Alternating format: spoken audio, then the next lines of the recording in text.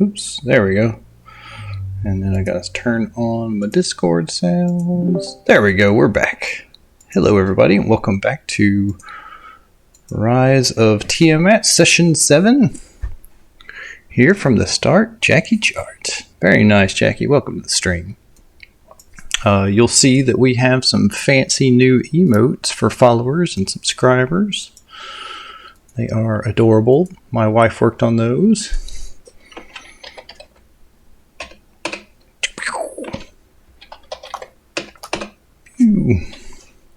Very cute. All right.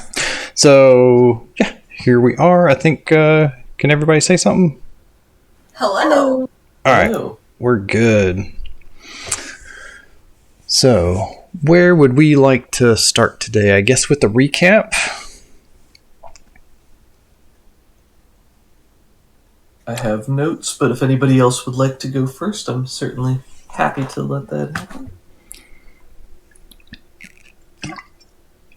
Let's see, where did we start at? Dragon Council, right? Yep.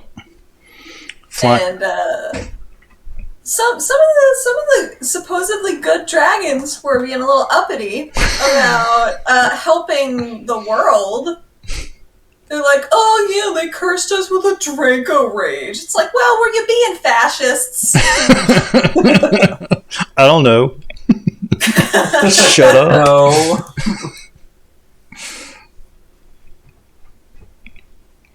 Yeah.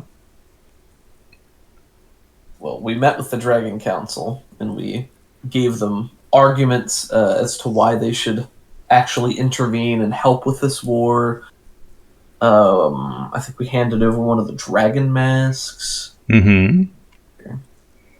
I think some of their general arguments were like, I mean, if you guys saw a bunch of ants fighting a war, would you intervene or would you just kind of let it happen?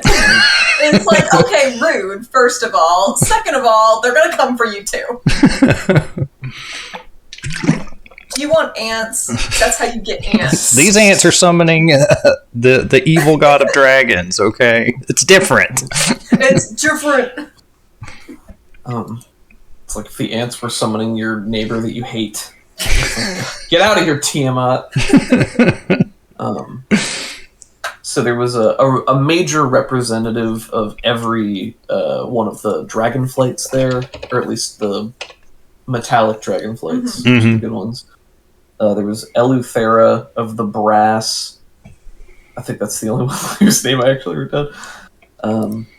So the Brass Dragon had some sort of beef with King Melindrath of the Elves because of the Dragon Rage, like Allie had mentioned. So she wanted the Elf King to apologize before they could agree to help. And we shamed them. We shamed him into agreeing. And then Yuri apologized afterwards. He's like, you know, hard feelings, man. Yeah. We gave the Golden Dragon the Dragon Mask as a token of support. The Bronze Dragon pledged right away. The Copper Dragon did not like that Yuri had this ring from his ancestor who apparently stole it from her horse, so he offered to give it back, but asked if he could still use it on loan, and she agreed, so that was good. And then the Silver one at that point agreed, but I think had been cowed by the public shaming that the Brass one had received up to that point. Yeah, and in private you had said you'd like met with her and told her that you would see about getting back the remains of her niece. That's right, let me make an additional note about that. Oh, right, because one of the dwarves had killed her niece in a previous era and made armor from it, which was still like a family heirloom or something. Mm-hmm. Apparently, it's just like it was a coming of age ritual or something for like some rowdy dwarves to go and kill a dragon. And like, maybe not great, guys. Maybe not great. Yeah, that happened a long time ago for mortals. Pick on the nasty one in the swamp that everybody hates. Yeah. They tried, but everyone they sent there died. Well. Kyla painted a portrait of the event, which I think was one of the things that helped to tip the scales in our favor. Mm-hmm. That'll go down in the ages, and no pressure, but if that does exist in the real world, that would be really cool to see. No pressure. I see. No pressure. No pressure. No pressure. No pressure. Let's see here. We went back to Waterdeep and met with that council. There's a green dragon and the green dragon mask rider that were attacking King Malandrak's lands.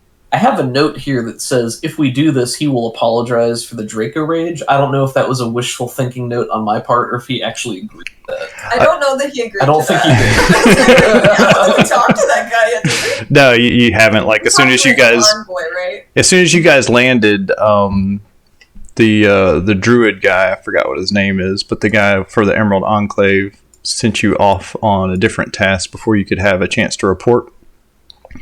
Right. Dylan Winterhound, that guy. Right, okay. And then we found the Dragon Cave after narrowing down the search area through a bunch of group efforts. We made some enemies of the local squirrels who were under the dragon's sway. I put a clip of that up. That was a rolling a 1 with advantage, which was a fun time. Yeah, I think Horace/Cobus did a great job with all that. Yep. Being a good sport and leaning into the catastrophic failure. That was a great moment. You can't trust a squirrel, is all I'm saying. That's what... let's see. Allie warned Horace in real life, and Kyla had warned Horace or Cobus in the games. Like, hey, this guy has a lot of animal spies. Maybe this isn't a great idea. And he's like, I'm a druid. I got this. This is what I'm here for. 1. That was pretty cool. But you guys had some other luck happen. You eventually tracked down that lair. Got to the lair where the game plan here is Kyla and oh my gosh, I'm blanking on your character's name. Aster, thank you. Kyla and Aster did the classic get help ploy. Kaylee, would you like to explain get help? My voice is actually kind of dead right now, so okay. I would appreciate it if somebody else did it.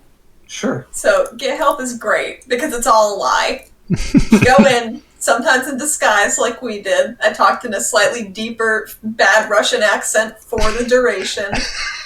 And Aster's like, please, we're just like cultists. We're obviously cultists. My friend, they're so hurt. Please help. Get help. Defiant Dawn's outside. They were, but no, they were in the genie lamp. Yeah. I put the rest of y'all in the lamp. That was so smart. Get help worked really well this time. It did, and you could think you guys rolled a nat 20 on that one. So I'm like, all right. So pretty much everybody leaves the dungeon to go track down the Defiant Dawn. They saw some tracks of lots of people, and they started following them away from the cave.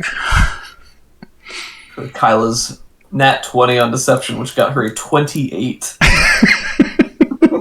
Wild. Oh, and Aster got to be a bat for a while. Yeah. Oh yeah, you scouted as a bat. That was fun. And talked in squeaks, which were translated by Cobus. We made it all the way here, but had almost alerted Chuth. So if like anything went wrong in this dungeon, then the dragon was going to become aware of it and be able to prepare better for fighting you guys. That didn't happen, so with the natural 20. But there was this little trap over here that was like a glyph of warding or something that Aster was able to spot in her bat form before crossing it and exploding. Squeak.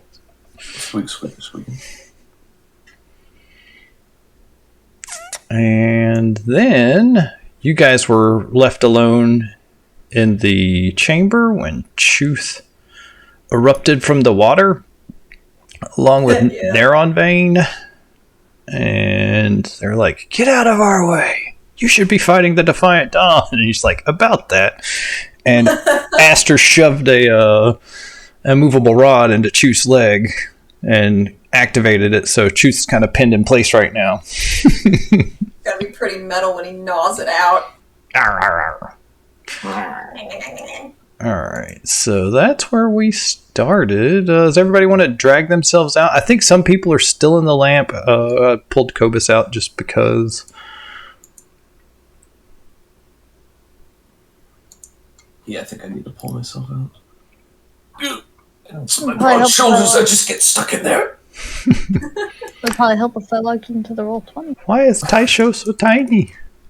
He's so little. Tiny. Please, Taisho, grow up. You're a big boy. Alright, there we There he go. is. Um, He was wizened with age. He was shrinking. so you guys had time enough to prepare inside, like a round of spells for sure. So if you want to come out enlarged, I think that's fine. If there's Taisho could have blessed everybody. Okay. So meta talk about the spells that I just got access to at level 9 because we haven't really used them yet. I have one called Aura of Vitality. These are all concentration, so I have to pick one of them. Mm-hmm. Aura of Vitality lets me heal people once per turn with a bonus action, which is good, but maybe not the best use. I have Crusader's Mantle, which gives everyone around me who's an ally an extra 1d4 damage on their melee weapon attacks. But we're kind of split on, like, only 2 of us are going to be doing that. Right. I have Haste, which I could cast on Aster, which will give her an extra attack every turn, Oh my god. and double your speed and stuff. But if I get knocked out of concentration, you basically lose your next turn. Ooh, So that's the trade-off. And I have Protection from Energy, which is what I flavored him as learning from Kyla, so that I could give everyone resistance to whatever breath weapon attack this guy has. Ooh, that's probably very useful. Right. Yeah, somebody probably needs to be on resist poison duty for sure. Green dragons are the second most powerful chromatic, so. So Third. I'm Oh yeah, third. Okay, you're fine. I wouldn't worry about it. Don't even worry about it. Yeah, we're totally good. so I'm cool doing that. If Kyla has something else that she wants to do, I don't mind playing support. No, that's fine. I can cast protection from energy. Okay. Cool. Then it's either Crusader's Mantle or Haste for Aster specifically. I feel like Haste is gonna be cool, so I'll cast Haste on Aster. Complain about it, you know. So here's Haste, so you can read what it does. Treat. One more thing about Astor. I wanted to offer this devil's bargain for you. Yes. Anytime. Okay, never mind. Wait, no. What is it? I'm curious. I'm just excited. Anytime you fail a roll and you don't want to fail that roll, you can just fill in one section of the Aster Gets Corrupted clock, and you will succeed at that roll. So it's a little demonic inspiration. And that'll be that. Like, this is just offered to you. It's always there if you want it. I don't know. I think Aster likes the thrill of battle and the ebb and flow of success. Okay. So she's gonna hold out for that forever sandwich instead. Yeah, there's other offers that I'm going to be offering you. So that's on the table.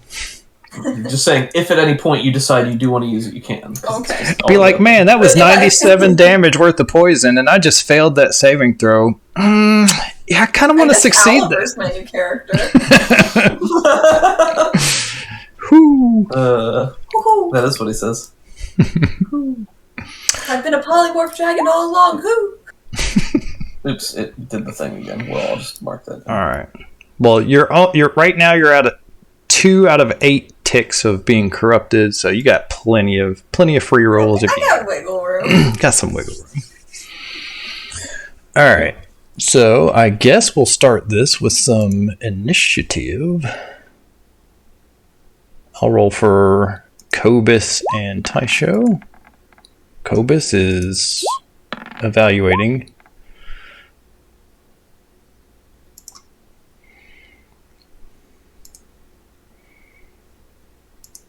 Twenty's pretty good.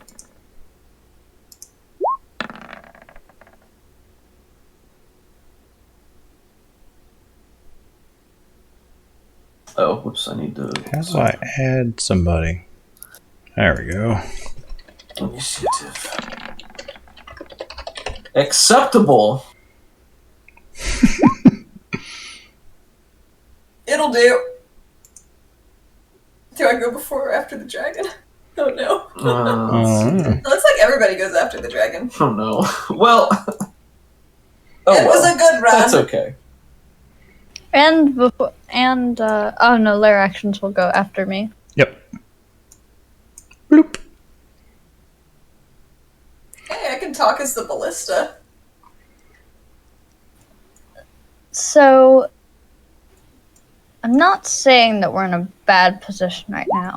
Yeah, like right now, we just drug everybody out for just so we could see the tokens. Right now, Aster and Kyla are out. Do you want to?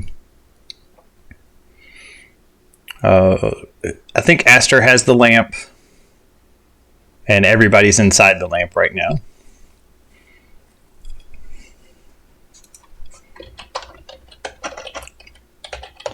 Does that make sense? Sure. Yeah.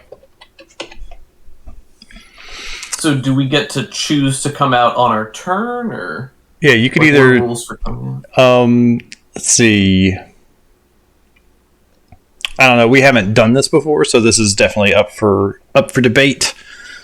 You can either all show up at once, or maybe come out on your turn, or Aster could fling you across the room and you could come out on that little island, or who knows.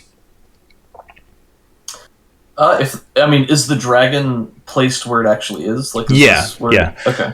Aster has walked up, shoved a immovable rod into its thigh, and okay. kind of pinned it into place. Neronvain has tumbled off. He's a gray-skinned humanoid that who has this cowl up over his head. He took a tumble. He's got a short sword and a bow. Gotcha. What do you guys think? Should we finish the humanoid guy first and then turn on the dragon, or we probably need to keep the dragon occupied too? I don't trust that guy. Yeah, that's the worm speaker that is leader of the green dragon wing. Okay. Well, if you want, I can start on him, or what do you guys think? Game. Okay. All right, let's see what Chuth wants to do on his turn. I'll pop out, but no, I won't pop out between them because then he'll have advantage on me. Cool. He only sees two of you and doesn't see the rest of you, so I think he's going to just breathe on you two. That seems like... Checks out. So it's kind of nice that you guys didn't show up. I'll keep myself off to the side. Away. See, so DC 18 Constitution saving throw, or take 16d6 poison damage. Wow, that's a lot of... That's a lot. Oh, Kaylee with the save. Dang, I thought haste was going to help with... I forgot it wasn't reflex. I thought you said it was 18. Oh, yeah, it did I say thought you said 18. It's 16d6. Oh, too bad. Oh my god! Nice. Aster. All right, so here's the damage. That's not the damage. That's just that. You said we do have the protection from energy. Yeah. So you're going to take half this anyways. See, the unfortunate thing, however, is the fact that it's a concentration spell. So when I take this damage, I'm going to have to make another con save. Ooh. Maybe I should luck that saving. I think I'm going to luck that saving throw. Maybe luck it and inspiration it. Yeah, why not? Oh, gosh. Yeah, there she is. Woo! All right, so we can just do half of 56, or we can roll the damage. Let's see, half of 56 is 28, and then half of that again is 14 damage. Why don't you two just take 14 damage? Alright, and then it's going to be DC 10 con save for concentration? Yeah.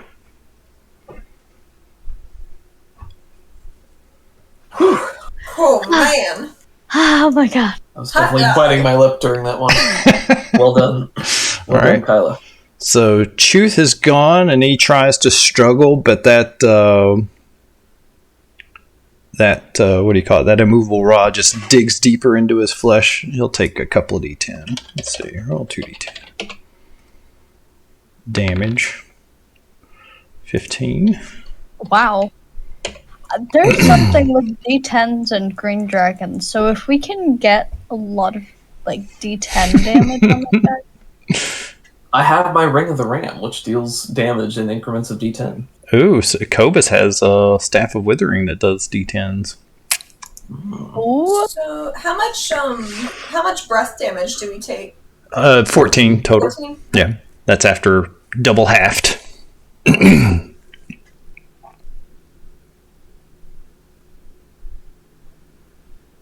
Lair actions. Boo! No. Kyla Night Gems up first, though.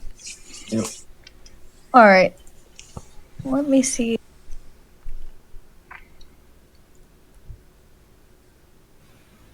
About how much would an adult green dragon weigh? Tons? That's a fun question. Like, a horse weighs about a ton. Somewhere between, half a ton and a ton. Unfortunate. How many cows would you say this thing is Two, in At volume? least 5 to cows? 8, maybe? Yeah, a lot. How much does a cow That's a lot of weigh? cows. Okay, well, then I guess I'll just have to use my telekinesis spell to hurl a up to 1,000 pound boulder at this dragon. Alright. I don't think there's an actual damage roll for that, so it's whatever you think would be best. It weighs up to 1,000 pounds. It doesn't mean worn or carried. You automatically move it 30 feet in any direction, but not beyond the range of the spell. I should worn or carry.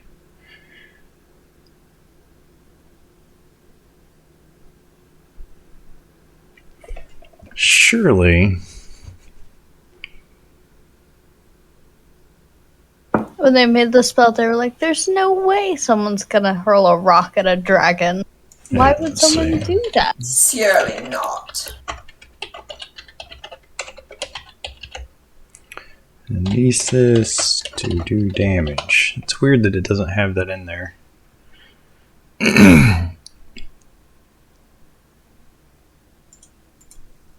Sorry?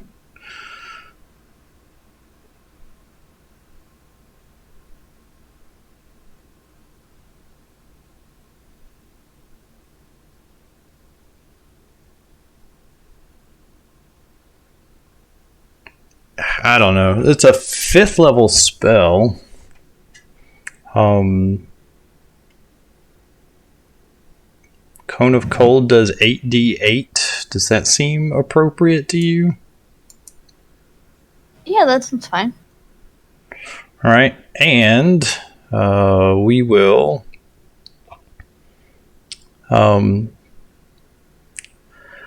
but it's also 8d8 all at once, not concentration. This is a concentration spell, so this would drop your Oh, yeah, that's right. If it's cool, I say go for it, you know? I think I might want to save it for later in case the dragon starts flying away and just a boulder drops out of the sky. Okay. So, When does that ever happen?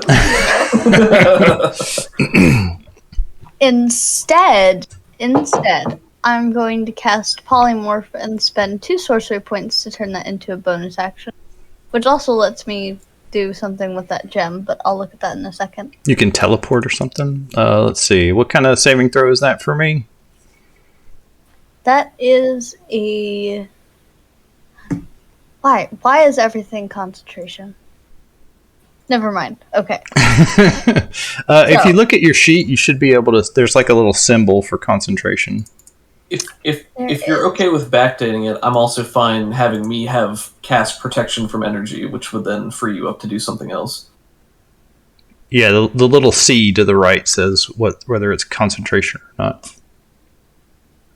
See, here's the fun thing, though. If I polymorph the dragon, then we don't need the concentration anymore. However, I kind of want to polymorph the human. Well, combat's fast-paced, and we've spent a lot of time just talking about this first action, so let's roll. Fireball, 4th level. I'm going to cast it over here-ish, so both of them are going to have to make a dexterity saving throw. All right. I'll give the dragon disadvantage since he's kind of pinned into place right now. Oh, get off of our deck! Get out of here! She's gonna eat that nut! Right there! It's going to be 37 fire damage. It's flexing right in front of you. What are you going to do? All right. And this is dexterity, you said. So, adult DC 17. Adult green dragon, disadvantage. Gosh darn green dragon. Gets it. And so he's going to take... How much damage? You said 37? Yeah, 37. So 37 divided by 2 is 20, 18. So there we go. Bam.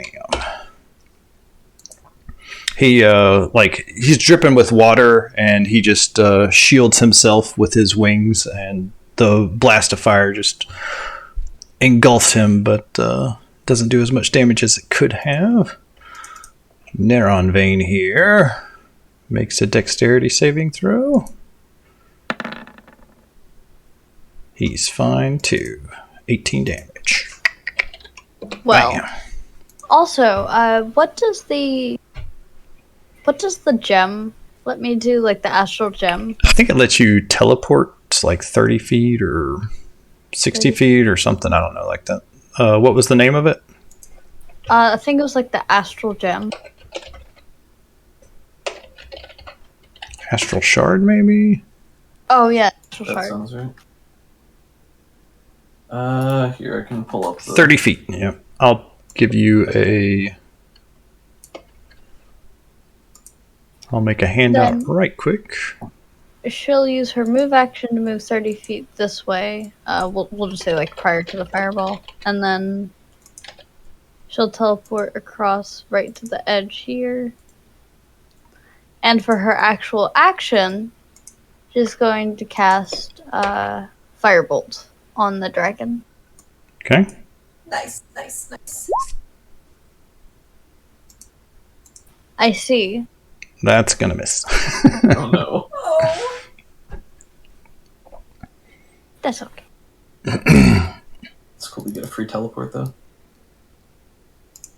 Alright, let's see. Adult Green Dragon, 5E lair actions. I know what I want to do. I just forgot what the name of it is. He's been waiting for this. He's planned. Oh. I do have plans. Lair actions. Let's see. Magical fog billows around one creature. We'll say Aster. The creature must succeed at a DC 15 Wisdom saving throw or be charmed by the dragon until initiative count 20 on the next round. So you will be Do you know what charmed. my wisdom is? I'm guessing low. The way you've been playing her. Would it surprise you -1 is a modifier? I would not be surprised.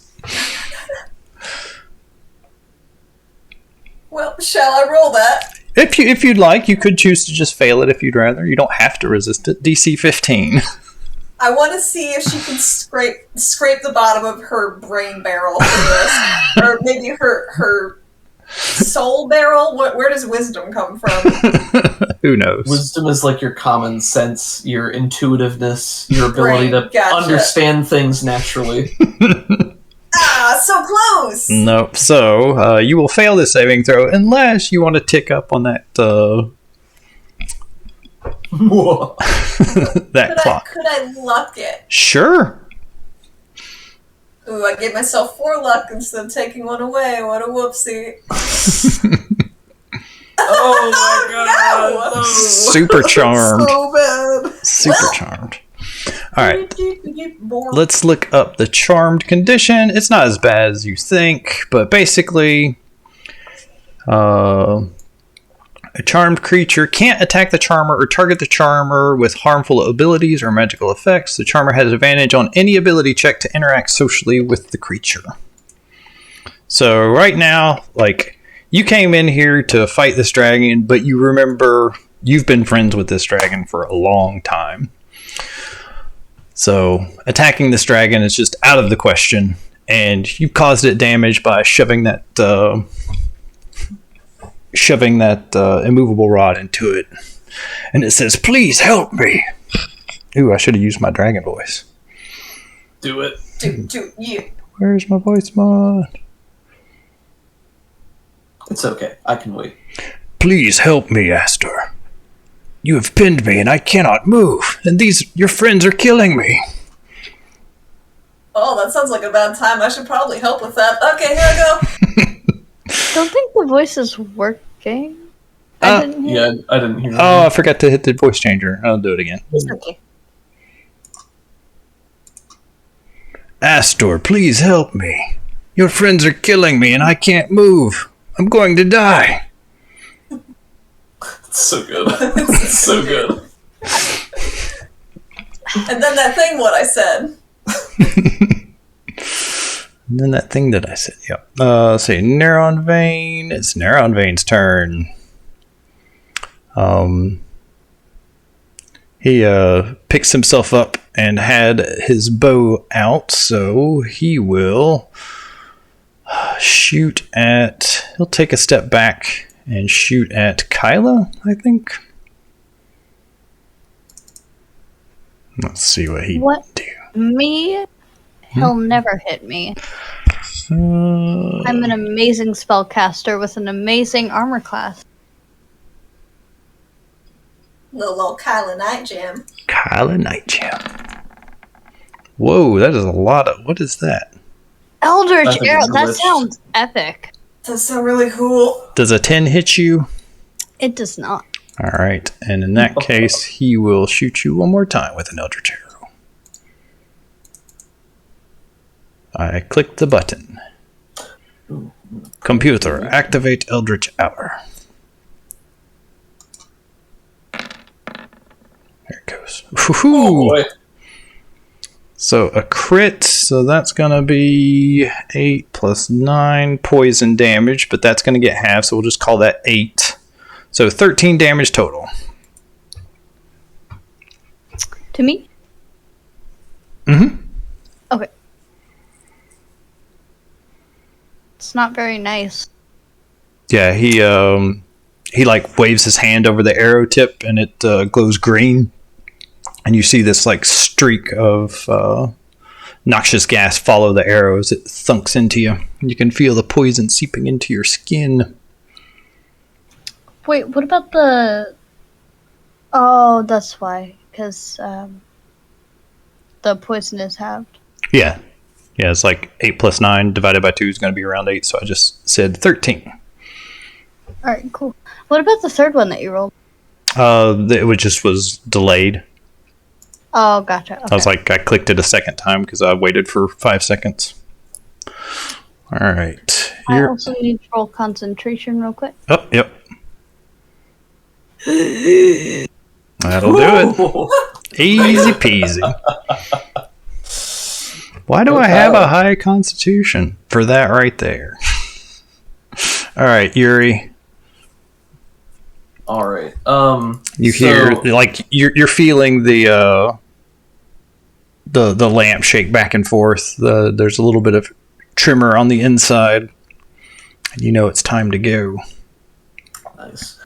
Could I request that you do make my Yuri token bigger if Kovas had cast Enlarge on him? Yeah. So we get a shot of Yuri like hunched down inside the lamp's room. You know, the kobolds in the corner. They're just kind of sitting back away from the huge dragonborn. So he, I guess, rematerializes in a cloud of golden light, you know, just above the battlefield before crashing back down on her other side here next to Neronvain. And I think there's like a tether of cloudy gold energy between Yuri and Astor because he's currently casting haste on her. Nice. So he pops out as Neronvain is shooting these arrows, and I think gets a lay of the land, you know, flicks eyes around, sees that the dragon is still pinned. I don't think he knows Astor's charm. No. So he's just going to turn and go for Neronvain right away. And I think he's going to just do a good old-fashioned attack.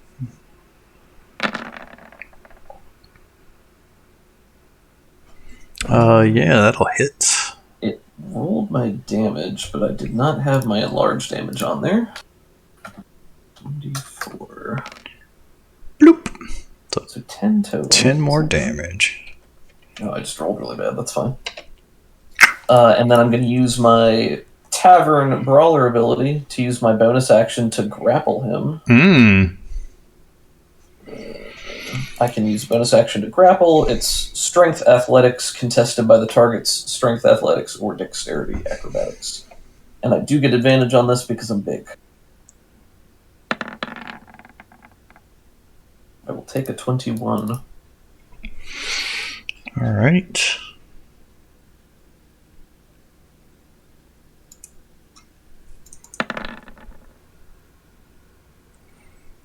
Yes, you successfully grapple him, but one thing that happens is you reach down to grab him, and you see this skinny waif of a man like try to resist you, and you're like, you're not that guy. What are you doing? But he is crazy strong. He bats away your hand for the first attempt, and then you realize you got to get serious with him, and so you manage to grab both arms and pin him in place. Ooh. Why is this guy so strong? Why does he have a +5 to strength? He's a human. Yep. All right. Well, I guess Yuri pinning this guy to the ground, feeling his rippling muscles bulge against Yuri. Yuri only has a +4 to strength, so this guy is stronger than Yuri naturally is. Yep. It's like, ugh. Yeah, your natural skill of grappling and just having knowing about holds and stuff is what has saved you. And the fact that I'm like twice his size. Yeah, helps. So yeah, I think Yuri just is holding this guy in both hands and just picks him up and slams him down into the ground again to try to make him a little bit more complacent. Is that your second attack, or that'll just be my second attack? Yeah, I'll just okay, cool. Unarmed. And I think I want to smite this guy just to put that little extra oomph. And I'll use a second level spell to do it, which means it is.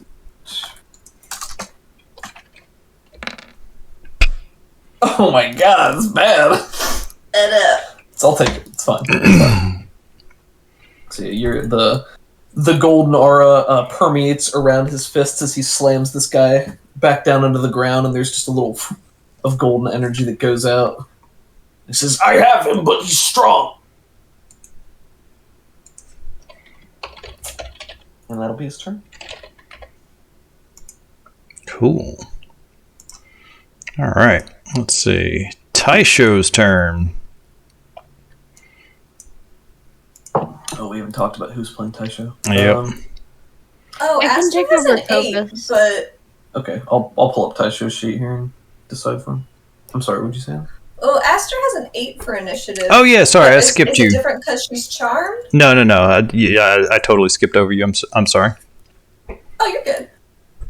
With all haste, she's gonna try and yank the immovable rod out of her new friend's leg, her new old friend. Yeah, that's no trouble. I'm not gonna spend your action doing that. There's a gross wet slorp. She's like, oh yeah, helped you out. That's pretty good. What else do you need me to do? You're just like, what are you doing? Yeah.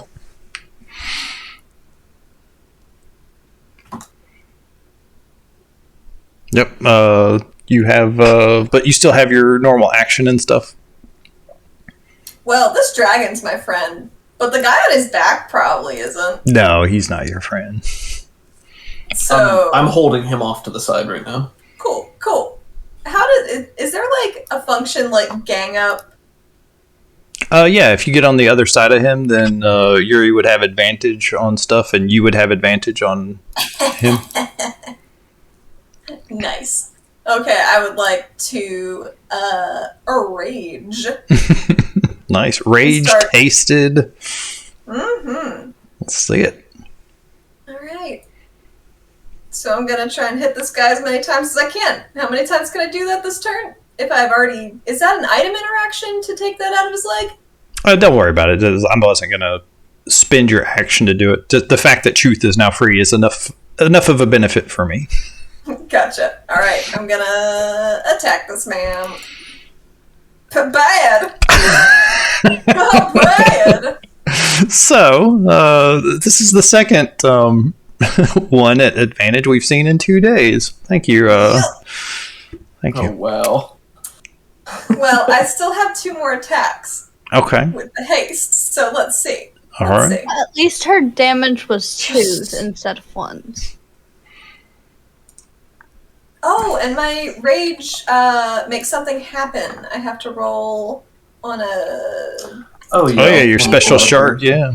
It should be under your abilities in your sheet, but I'm pulling up the other thing. I'll probably go ahead and say that if it is the fancy difficult terrain, the dragon's not going to care about that in its lair. It has some special abilities that let it move through difficult terrain of a natural kind of like plant-based origin.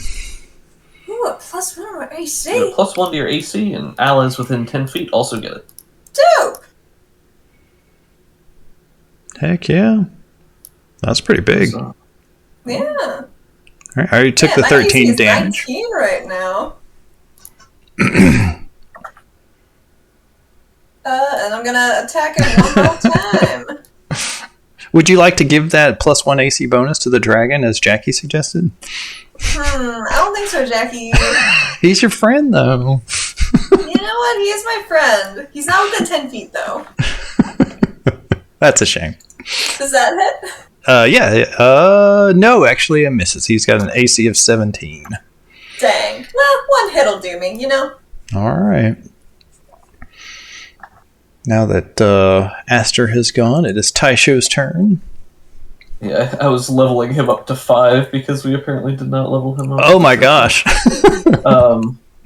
You know what? I'm just looking at his stuff here. I feel like the things that sound right are maybe Flame Strike or one of these Guardian of Faith fellas. Flame Strike sounds legit. Let's just go with a Flame Strike, because that won't hold things up here. Alright, a vertical column of divine fire roars down from the heavens in a location you specify. 46 fire damage and 46 radiant damage on a failed save, or half as much on a success, and it's a dex save. Nice. There's probably not a way we can place that where it'll hit both of them, but not us. Mm-mm. So I guess I'll just hit the dragon. All right. Oh, that's supposed to be +5 more. 15? So I'll take It says Taisho's 14 is what it says in the 14, description. yeah. So that is a success. All right. Roll 46. Roll 40. Whew. Spicy. 21, 32, so Chuth will take 16 damage. Oof. So Taisho emerges from the lamp, and the heavens split, even though you're inside a big cave, and this just beam of radiant fire blasts down into Chuth, erupting in a cloud of steam. Cobus. One thing that Cobus recently got was the Staff of Withering.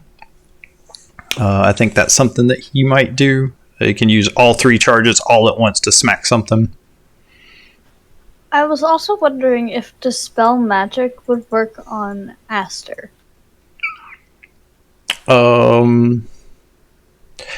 It should, but it's going to, like, that charm's going to wear off on initiative tick 20 on its own. Oh, okay. Right. I think Cobus is smart enough to know that, since he's a green dragonborn and has been friends with Kyla for a long time, who's been talking his ear off. So what's the deal with the Staff of Withering? Oh, it's just an extra 2d10 necrotic? You have 3 charges of withering, and you can spend them all at once. And each charge is worth an extra 2d10. So if he hits with it, then it's potentially 6d10 worth of necrotic damage. Yowza. Sure, why not? Does a 20 hit the dragon? Yes, it will. Does expending all 3 charges, destroy the staff or anything? No, it can't. It'll recover.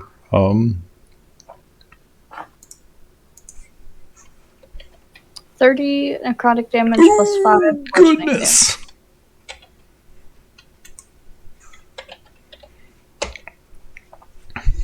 Yeah, what's this look like? I imagine that Cobus, he already has the Staff of Withering out, and he runs up to the dragon and sees this wound in the dragon's thigh where something has already hit it, specifically the immovable rod. And he smacks the dragon's leg with it as hard as he can, but the necrotic damage the withering kind of eats into the wound a little bit more, causing a bunch of necrotic damage. Yeah, so the flesh around it turns gray and starts deteriorating in front of your eyes.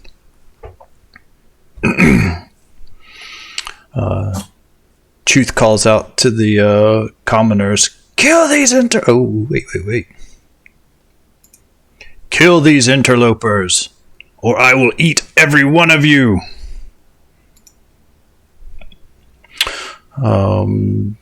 And you see that they've already armed themselves, and they move up to start taking pot shots. Several of them have bows. Let's see here. The commoners will split up their attack some, and they're all attacking at disadvantage. They're kind of half bootying it here. Shooting arrows in the general direction. Yep. Oh no! Oh Pull back my no! nose. So 3 of these will come at Kyla, who's on this end. They're gonna miss. Will a 14 hit you? It will not. All right. Nope. Ooh, 17. One of them gets you. I have to make it look good. Take 2 damage. Kyla will remember this. And I have to make a concentration check. Oh god. You're fine. So it wasn't the breath weapon. It wasn't the magical arrow. It was some average guy. Just barely grazes your shoulder. A guy with 4 hit points. And you just see this flight of arrows coming your way, and you're like, what the? And that's enough to jolt your concentration, and the acid protection has dropped. Cobus is going to get a similar thing here.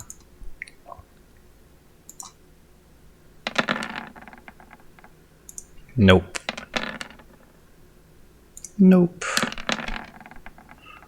Wait, does 13 hit him?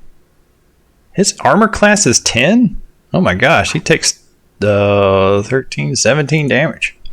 Oh no. Ooh, Cobus? Is that possible? Has no armor on? Why don't you have armor on, you goober?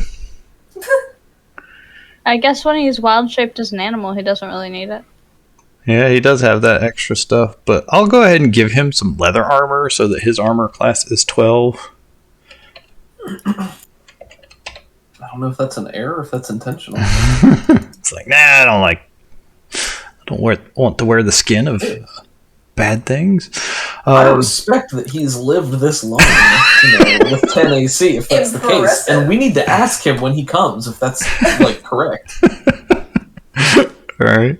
Let's see. Some of these will shoot back at Astor. We'll have a couple of nobles try to hit her, and a couple of nobles try to hit Taisho. Where's the Good noble? luck. They're a little bit better. Yuri appreciates that they are not shooting at the biggest and easiest target. 10's not going to hit you. 11's not going to hit you. And then a couple at Yuri. Ooh, does an 18 hit you? It does not. No. Lame. My AC is 20. 22? That'll hit me. Nice. Take 9 damage. I will, and I need to make a concentration check now. Uh-oh. Okay, alright. You're fine. And then... let's see. This knight is going to start moving down here. 1, 2, 3, 4. He's going to move really fast. Half his speed. Trying to make his way down towards you. And this mage comes up. And will... I think he's just going to launch a fireball at the whole thing. Oh no. How many helmets? Hit the dragon. Hit the dragon. Yeah, he's going to hit the dragon too, but... Yeah. Oh, sorry, boss. Dude. Get that man a medal and then beat him with it. Alright. DC 14. And it'll hit basically everybody except for Kyla. Cool. Yay. Let me roll. Show. Opus has a great dexterity. Aster, you get advantage on this because of haste. Yes. Didn't even need it. Dexterity. Nope. Oh, I forgot to be taking my legendary actions with this adult green dragon. Let me do some stuff real quick. I don't think you need to worry about that. No. Let's bite Cobus. Okay. Let's bite Cobus once and do something else. He does have very interesting seasonings. He does. Where's the legendary actions? Just walking armless through the world. Being Am I buried crazy? by the Don't- environment. Yep, they do. Oh, they definitely There should. should be a tail attack, wing attack, and detect. Yeah, okay. Tail attack, wing attack. Alright, we got 3 of them. So we'll do a tail attack on Cobus. And then do wing attack on...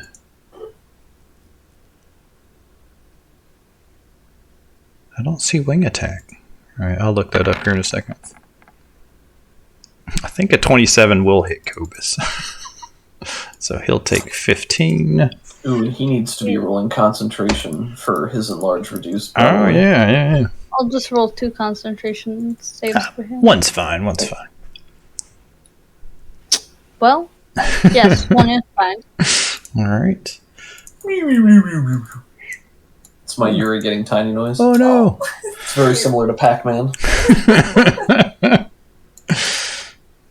Wing attack. The dragon beats its wing. Each creature within 10 feet of the dragon must succeed on a DC 19 dexterity saving throw or take 13 bludgeoning damage and be knocked prone. So everybody within 10 feet of the dragon. It's everyone. Including his friend. Yep. I'm sorry, what was a dex? Yeah, DC 19 dexterity. Oof. Not today. Ooh, I made it. Nice, Doug. Oh, I'm sorry, I just rolled for Cobus. Oh, where? I meant to roll for Taisha. Here's Taisha's. It's the same. Alright, so I'll go ahead and do damage to Cobus. I'll do damage to Taisho. I'll do damage to Astor. Yes. I'll do damage to, maybe. Neronvain, are you making your saving throw? Of course not. No. Bad. So everyone is prone except for Yuri. And Yuri, I think you take half the damage. Nope. And then, so everybody's knocked prone. Then it can move up to half its flying speed. I'm sorry, did I take damage there? You did not. Okay, cool. Sorry, guys. Oh, it's alright. So it can move. It can fly 40 feet now. So we'll go 1, 2, 3, 4, 5, 6, 7, 8. Is it running away? It's not necessarily. Maybe it's making sure you guys can't run away. Well, you see, that's gonna be a problem.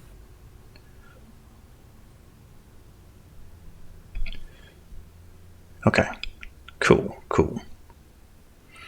So that was the commoners, Chuth, everything. Now it's Chuth's turn. Let's see if he gets his breath weapon back. Needs a 5 or a 6. Please, man. Oh, that would have been nice.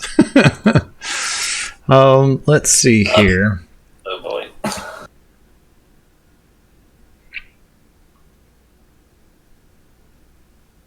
It's going to use its frightful presence, so everyone within 120 feet of the dragon and aware of it must succeed on a DC 16 wisdom saving throw or become frightened for 1 minute.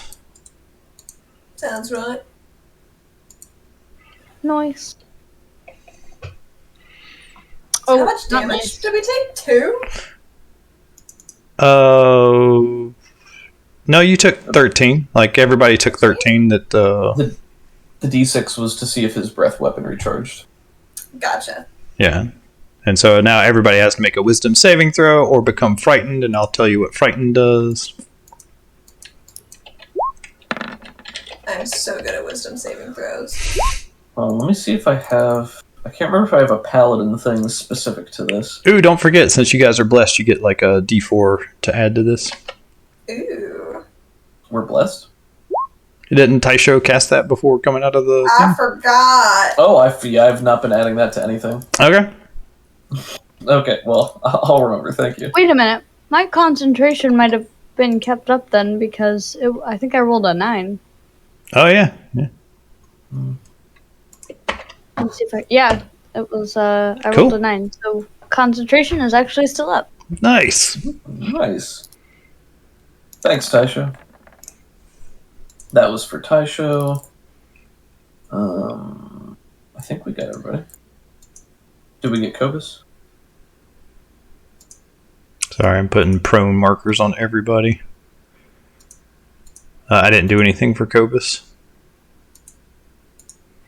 But he's got wisdom for days. He'll be fine.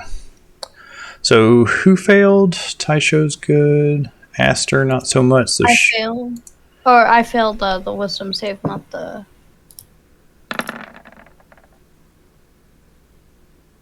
That was Kobus's. Cool. It's like, Frightened for 1 minute. Oh no. I should you get to love roll that. at the end of each of your turns. So. Oh, okay. Ah! Taisho made it. Did Kobus make it? Kobus made it. You said Kyla did not make it. Correct. Ah! Where'd it go? Why are we using the prone symbol? Because those people are prone? Oh, I thought you were using that for the frightened people, and I was confused. No, for a I'm second. using this for the frightened symbol. Ah.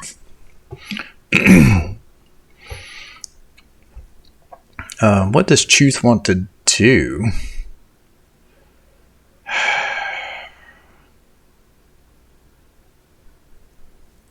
I don't know. He wants to hit somebody, but nobody's in range. Maybe you shouldn't have ran away. Kind of seems like his fault. Yeah. Well, he can move up and like chomp into somebody, and he kind of wants to do that, but I think he might just try to get the hell out of here at this point. He's already at half health. So are we. Yeah. Neronvain calls out for him, "Save me! Save me!" And Chuth says, "Save yourself." And he begins moving away. Let's see. What's he going to do?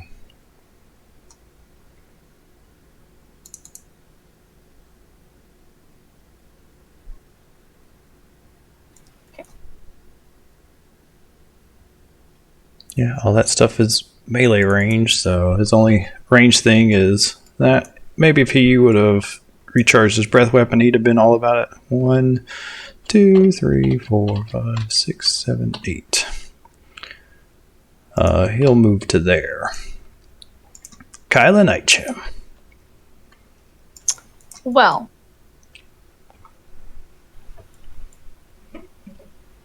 see, this dragon. And he will use his action to, like, go in defensive mode. Is that a thing we can do? I think so. It's a dodge. It makes attacks Right. against you have disadvantage. Your charm status goes away, Miss Aster. Yes. If I move, like, over here, then the dragon is no longer in my line of sight. What I'm going to do is I'm going to use a cantrip. And I'm not sure if this will work. I'm going to use a cantrip, use sorcery points to convert it to a bonus action, use the sorcery points I spent to teleport 30 feet forward, and then cast an actual spell. That's fine, yeah. Okay, I wasn't sure if you could only do it with a spell and then a cantrip as the action. That's fine. Yeah. You're cool, kiddo. Go for it. It's a cool idea. Yeah. Alright, so I'm just going to cast Firebolt at Neronvain. Nothing major. 15 fire damage if 15 hits. That will miss. Okay. And she'll teleport 30 feet forwards. So she'll now be on this side. Right here, I think.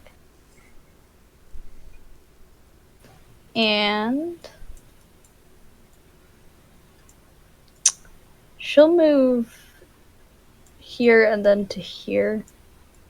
So she gets into line of sight with the dragon, even though she's still frightened. Like she can move behind the rocks. Okay. And consider this using a boulder with telekinesis to cause the cave in front of the dragon to collapse. Let's see here. I think that would be some kind of Arcana check. That's definitely a concentration spell, so you would lose that. Let's say a failed roll will...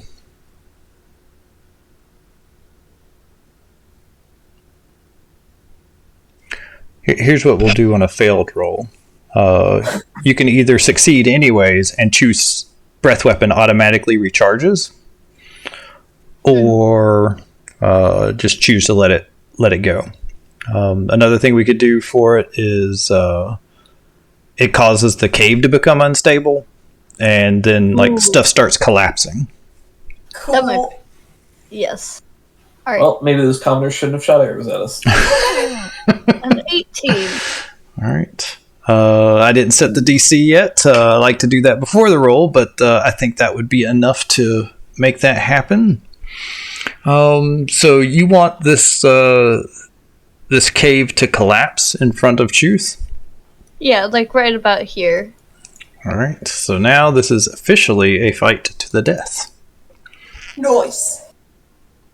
I hope you didn't mind me kind of choosing the system with moving behind the wall and then around the wall. I think you're smart enough, your character's smart enough, and you're smart enough to do all that, so that is not...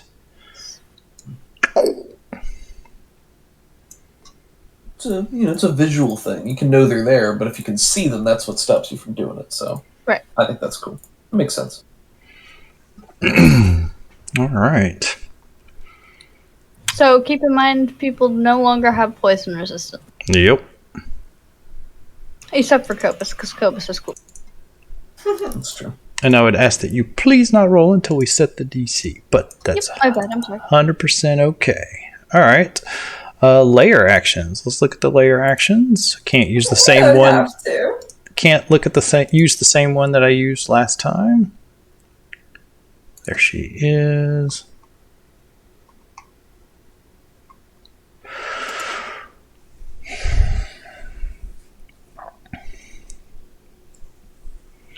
A wall of tangled brush bristling with thorns springs into existence.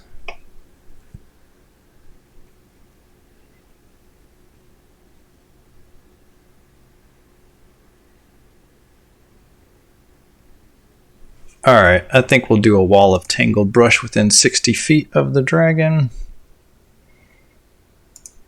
Yeah.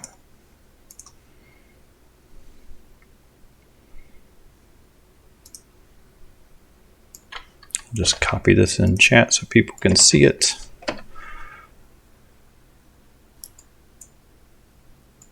And sometimes...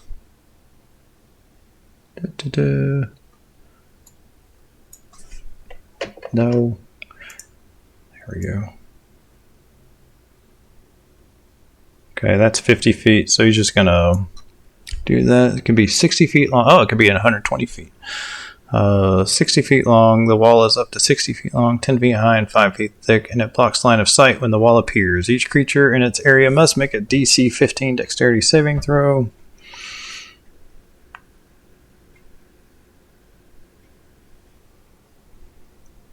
Alright, yeah, he will throw up this wall.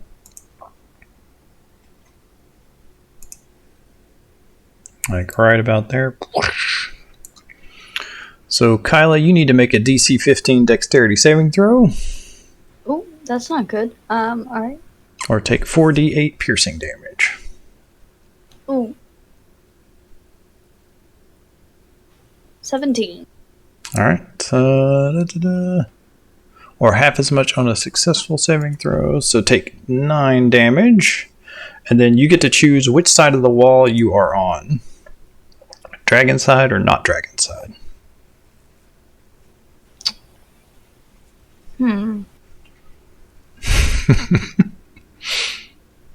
I would love to go dragon side in real life, but since Kyla's frightened, she'll probably go anti-dragon side.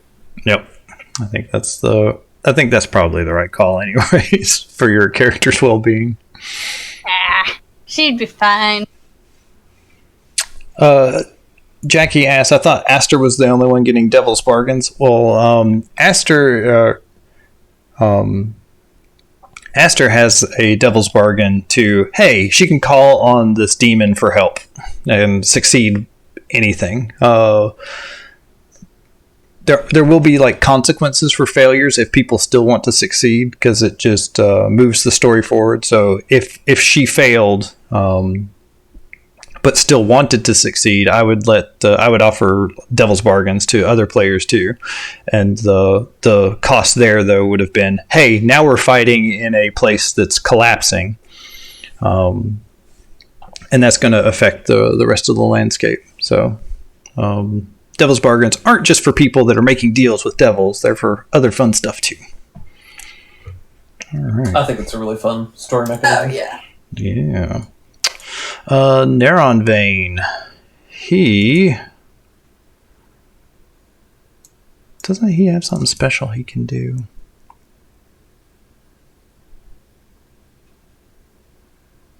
What's he have to do to get away from you, Yuri? So he's prone right now. Actually, I feel like being prone makes the condition worse somehow. Let's see here. Yeah, I think he has disadvantage or something from it. So, really, the only mechanical benefit I get to them being grappled is their movement speed is 0. Now, so he can't stand up.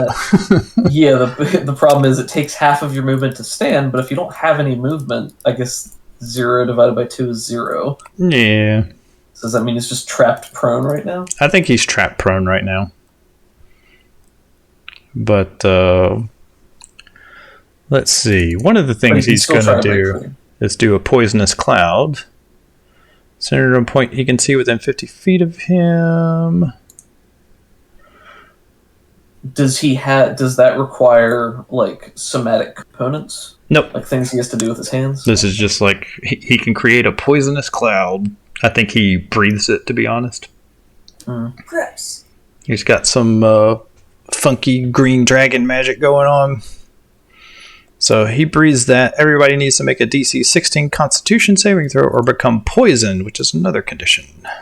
Oh no. It's everyone around. Let's see. Yeah. 20 feet.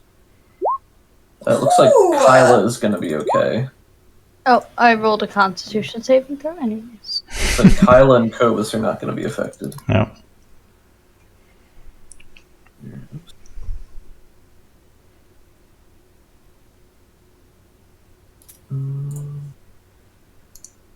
look at Taisho. He'll probably be fine.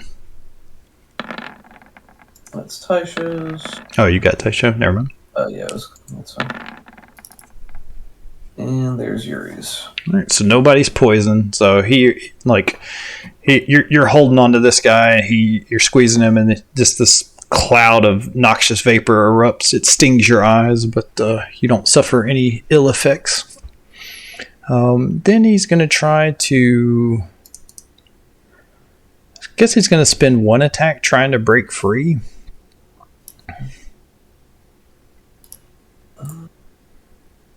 And then, so just remember, I'm reminding myself out loud right now, but when people are within my 10-foot radius, they get to add my 3 points of charisma to any of their saves as well. Heck yeah. Oh my gosh. And I don't know that is automated. I don't think it is. I don't think so either. Oof. Does a... So I need to roll against him. I don't have advantage anymore. Oh, you gotta be kidding me. Come on. I would ask that you let me stand up at least with my nat 20. I think that's legitimate, yeah, of course. All right. What about a devil's bargain for you? What if he does break free, but we get something out of it? He has to drop his bow, so he can't ranged attack anybody. He's just stuck with melee.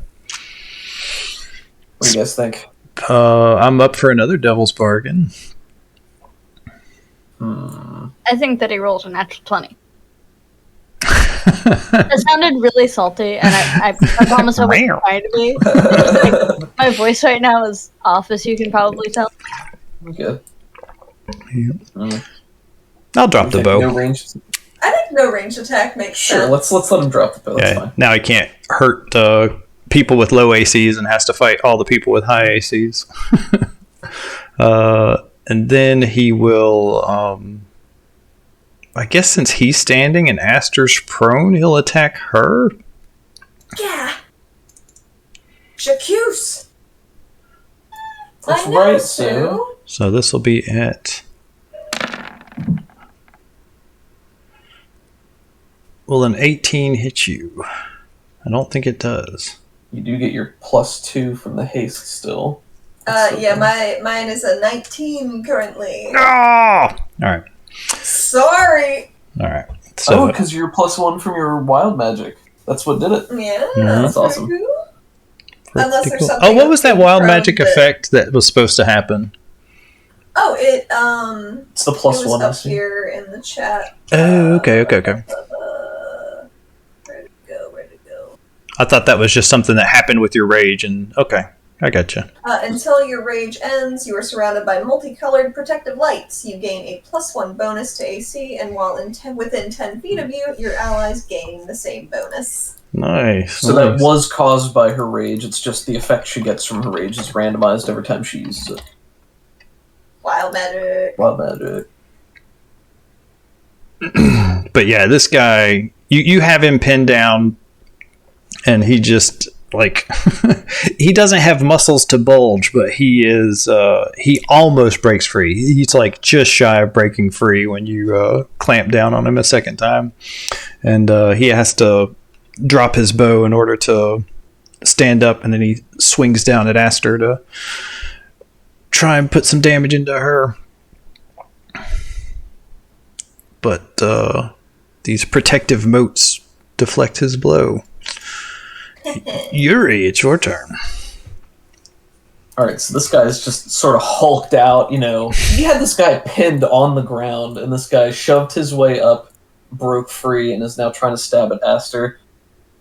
He looks around, some people are on the ground. Half of his team's on the ground, half of them are terrified, although that's probably not as visually clear. And he sees this wall appear here. I think his first attack is going to be... He's just going to try to sock this guy. I think he's going to try to get him in the knee. So just a normal attack. Mm-hmm. Actually, let me check one thing really quick. You do have advantage on this. Oh, because I'm flanking. That's right. Yeah.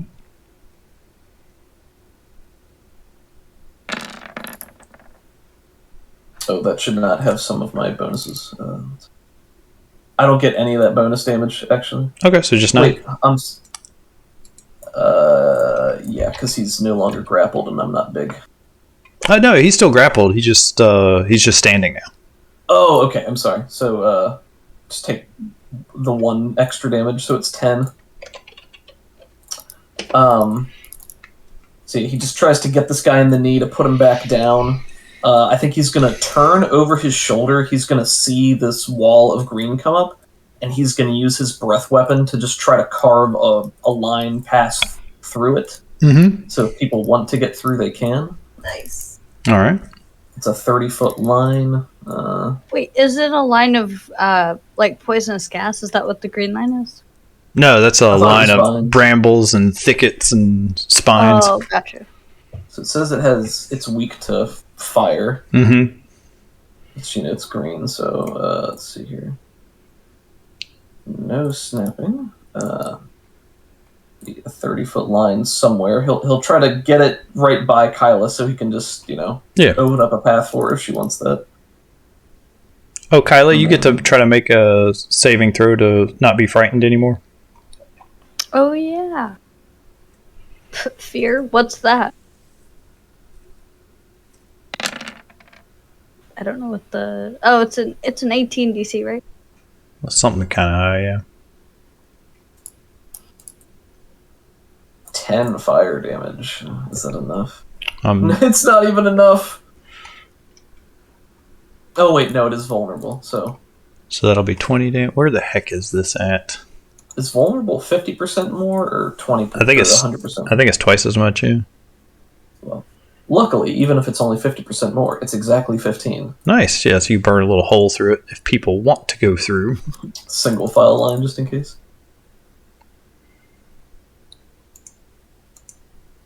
Okay. And then he's just going to turn and against this guy he's still grappling. I think he's just going to try to headbutt him. Born. 20 to hit. Is that going to hit? Yeah, that'll hit. Alright, and then he's going to smite him again. An additional 14. Daggum, so 28 damage. This guy has 4 hit points left. Stay down. He's not feeling good. Aster. Oh, wait, I'm sorry. I unchecked my grappling thing and didn't re-add it. So I do get an extra 1d4 damage here. Uh-oh.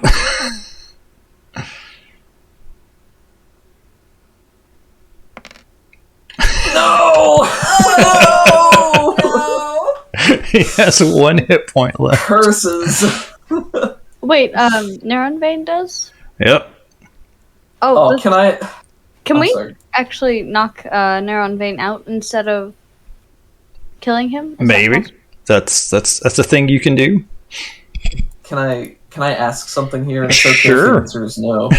I don't know what the rules are for moving people that I have grappled, but could I have shifted him to be in this line that I just breathed fire on, so he would have taken that damage too? Yeah, that would have been fine. You can. He wouldn't get like an attack of opportunity. Even if he does, I don't care. I just want the extra 1 damage to put this guy down. Yeah. And also, I think it's cooler if he swings him around, breathes fire on him, and then headbutts him with magic. All right, he's down. Yeah, I think you can move half your speed if you're dragging somebody your size. That's right. I guess it would be the same thing even if I'm not moving. If I can move them by pulling myself, then it stands to reason that I could also move them within my sphere here. Yep. So Yuri whips him around, breathes the line of fire, and then just grabs him by the shoulders and headbutts him with a hearty crunch. And then as he goes limp, he just sort of shoves the body back to the side against the wall for later. Nice. All right, Aster, you get a little message. Kill him. What? From who? Yeah, it's from your buddy Lord Balmer. I just want to make sure. Yeah, kill Neronvain. Can I talk back? Yeah. Why? I was already planning on it because I'm super angry. It was like a little bit part of your deal. Like you're supposed to be killing somewhat powerful things in order to complete your part of the bargain. So he's just reminding you. You don't have to. Just kill the dragon instead. I mean, if he's limp on the ground, she'll deal with that later. You know, there's a more pressing, roaring thing up ahead. Wow, what is Roll20 doing? It is freaking out on my end. Give me 1 sec. What is happening?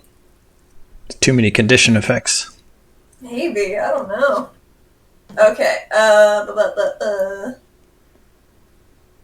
would like to move as far as I can through this this hole that's been fired upon. Yeah, does she get any... Does haste give me bonuses to movement? How does that work? So the extra action you get can be used to dash, and the dash action gives you movement equivalent to your movement. Oh, so you have to spend half of your normal movement to stand up from prone. So I think your base move's 40, right? Mm-hmm. Okay, so you're going to spend 20 to get up, and then you have 20 normally. And then you have your normal action, and then you have your haste action, both of which can be used to dash if you want to.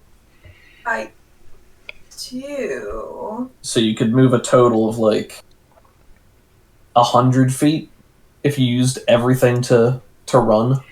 Yeah, but that would get me there. But as soon as you see the dragon, you seize up because you are currently frightened.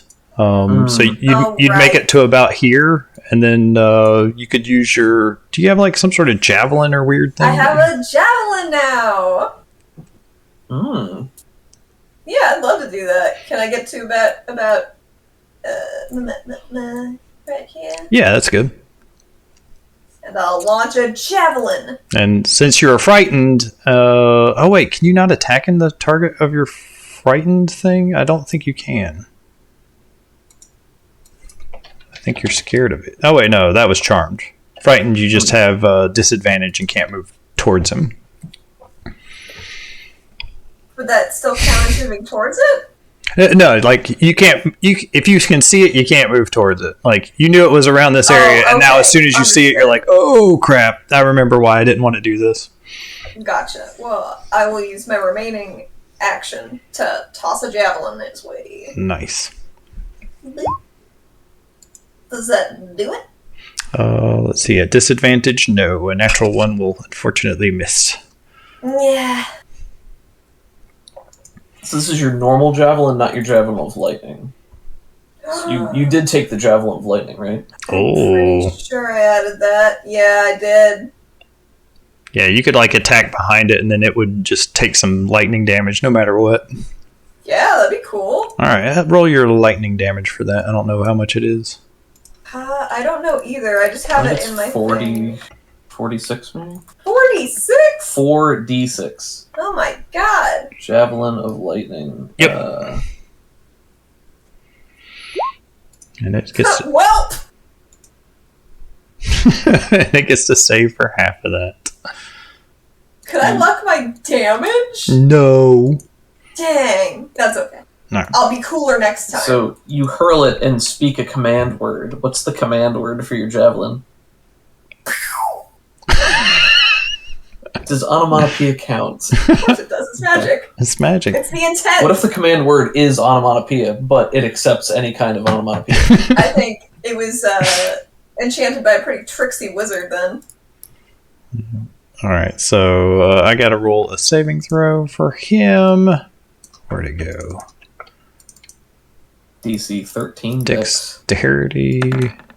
Or take 3 damage. All right, we'll take 3 damage. Yay! I'm helping! It's like like a single static electric shock. Yeah, it was running towards this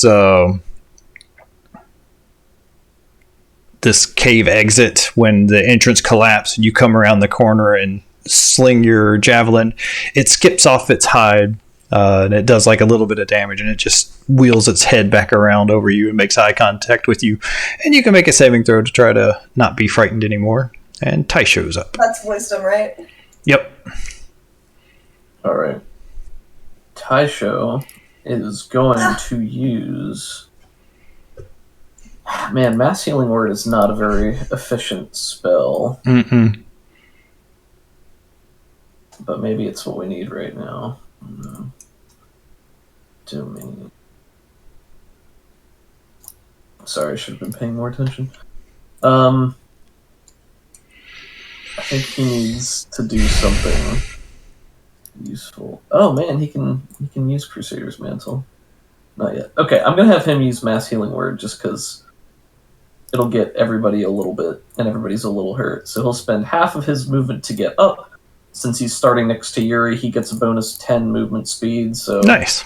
I just want to move him to a place where Mass Healing Word is going to be able to hit everyone. Cool. This thorny bush does block line of sight, so I don't think it'll hit Aster. Oh no. Okay. That you can see within. It's got a 60-foot range though. So what if he moved to here so he could see her? 1, 2, 3, That 4, should hit 5, everybody. 6. Yep, that'll hit everybody. You good? Okay. And he's going to cast that at 4th level. He's Nice. going to upcast that a little bit. Cast using 4th level. Oh, you kidding me? Oh, oof. That's not right. Oof. I see 4d4 and I see 2, 5, 6, 10. It's 2d4. It's normally 1d4 plus wisdom. Upcasting it got the extra d4, and it rolled a 1 on both, it looks like. So, oof. So a total of 10? That doesn't seem right. So, well, no, it's 4. 4 healing for everybody except for Aster, who gets max because of her pact boon. Yes! So Aster gets 10. Everybody else gets 4. Hot dog. That's so weird. I see 4d4 that were rolled. I think it's just a visual glitch. We've been running into that in our first game, too. Okay. Well, I will do better next time. All right. How much does Cobus heal? Cobus heals 4. All right. Kyla gets 4. Aster gets 10. Thank you.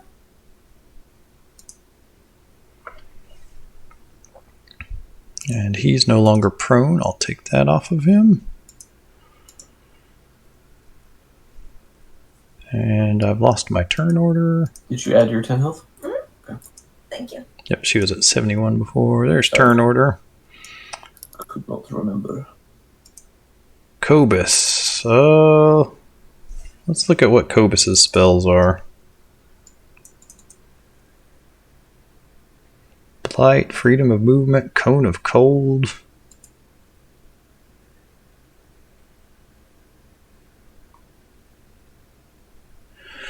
Moonbeam, or you can also transform into, what do you call it? How much speed does a giant constrictor snake have?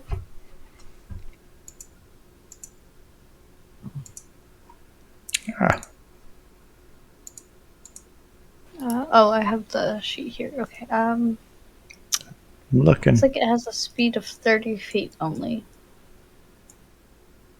Cobus is going to use half of his move speed to stand up. Mm-hmm. And hold on, let me remove the token. There we go. And he will move 15 more feet in this direction. He's going to use his action to transform into a giant constrictor snake. Bloop. Wait, is wild shape an action or a bonus I action? think it's a bonus action. Okay, then he's going to use his action to dash. Can he get over these brambles? He would have been able to like move 1, 2, 3, 4, 5, 6, and then like transform over here. Let's just have Cobus eat the dragon. Well, Eat the dragon.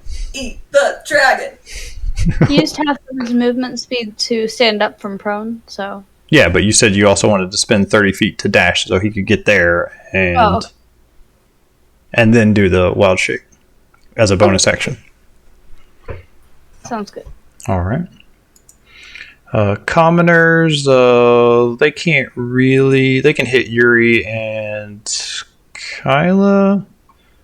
They can still hear the dragon thrashing and going around, so they'll shoot a couple of things your way. Where did Commoner go? There she is.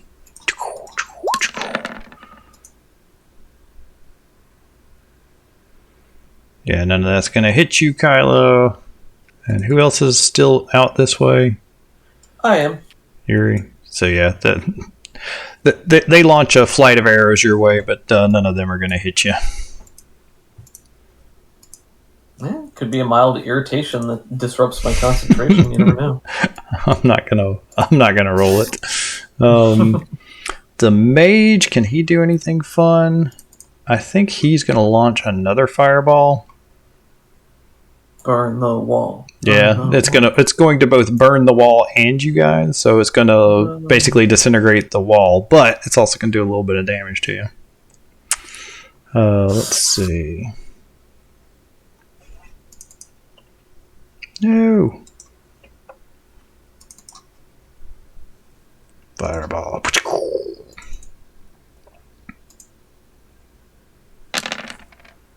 Only 23 damage. Lots of ones. He's kind of pulling his punch there. DC 14. Aster, you don't have to worry about it. But that's clearly enough damage to destroy this wall. Let me see how far my aura goes. I think it's only 10, so I don't think Kyla's close enough. Maybe Kyla's right there.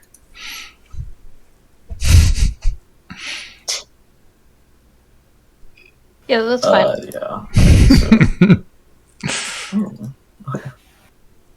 Alright, I will roll for Taisho.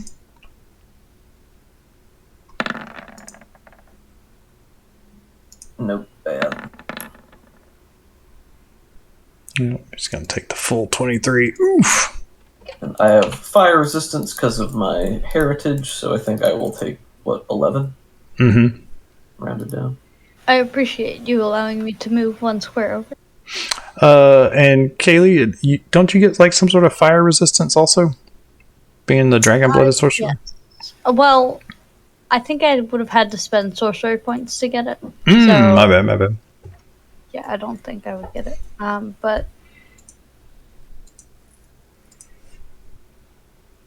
how much damage did I take? I'm sorry.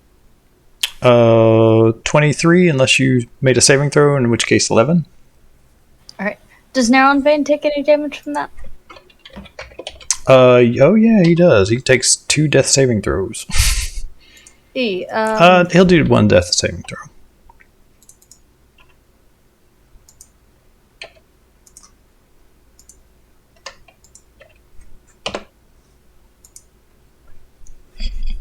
Alright. Commoners have gone. It's Chuth's turn. Let's see if he gets his... No, he doesn't. He doesn't. It's okay. I know he doesn't. It's gonna be fine. Oh, No. baby! Oh, God. Oh boy. This is fine. You know what genies are traditionally very resistant to is breath weapons. Breath weapons? Do we still have protection right now, or did that drop? That dropped, because she used Oh, telekinesis. Oh, right, okay. Alright, he steps down here. He was clawing at the rubble to get out, but couldn't. And then feels this renewing source within himself, realizes that his breath weapon is ready, and comes marching back down here. He's towering over you, Aster. You're still quivering in your boots. And then he will blast 60 feet. Breath weapon. I thought we were friends. Do you remember that? I do remember Oh, that. my. That's going to get everybody. Hey, y'all. It's been fun. It's been a good run. It's been a good run. We can do this, I believe. Alright.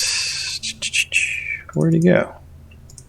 Where's this stupid sheet? I'm not selecting.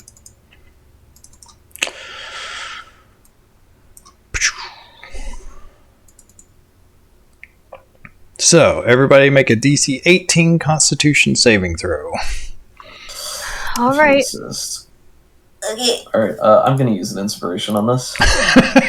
That's your prerogative. I'm going to use my last luck on that. All right. Well, actually, I started the session with 2 luck. I'm not sure if we were keeping that from last time or not. We were keeping that from last time. Ooh, All right. that's not gonna do it. Well, Oh, no! I'll do a luck. Yeah. Wait, we're blessed, aren't we? you are blessed, so yeah, you do get to add a D4. Yes. So Kaylee makes her save. Aster, I have so much constitution right now. So Yuri made his. Oh, yes! Taisho is not going to make his. Whew. It looks like he rolled an 11. Even with the bless, it wouldn't help him there. Yep.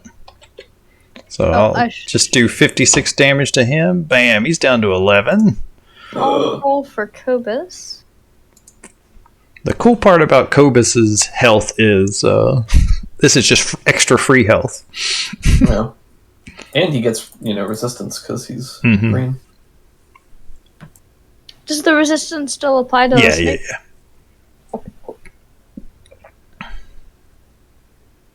How much damage is it? 56. But it looks like Kobus made his saving throw, so he takes 28. Minus So does Kylo, 28. she will also take. Oh wait, but So he's after- also Do you want me to reduce your health for you? Yes, please. So he'd only take 14. he only took 14. I already applied it. And I need to Nick. make a save for Yuri. I really hope this doesn't result in Aster. Ugh. What? I did not make my save to keep haste up.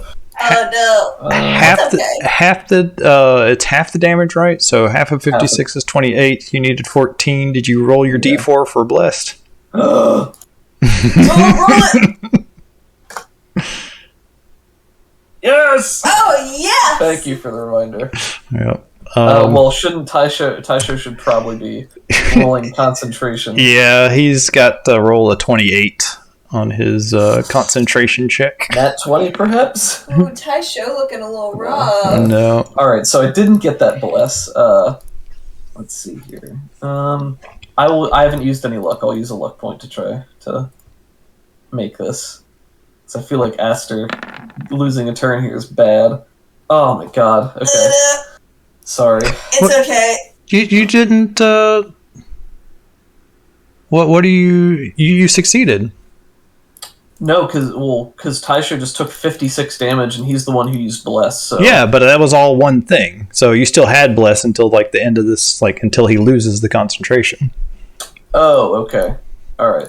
Okay. Well, I will accept your success ruling. if that Count is the case. blessings. I will take my luck point back. Just figure that right back in. Fortune, yes.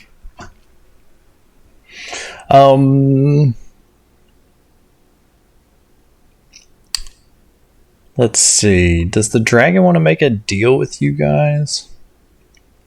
Absolutely, they're green dragons. They're lying, conniving, deceitful creatures. Innately, of course. So they'd be good businessmen. Yeah. Yes. Don't tell businessmen I said that. Or do. I don't care.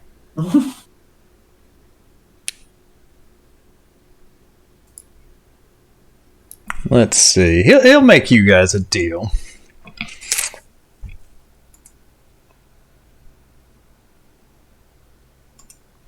Give me Neronvain. Retreat to the back of the cave, and I will let you live.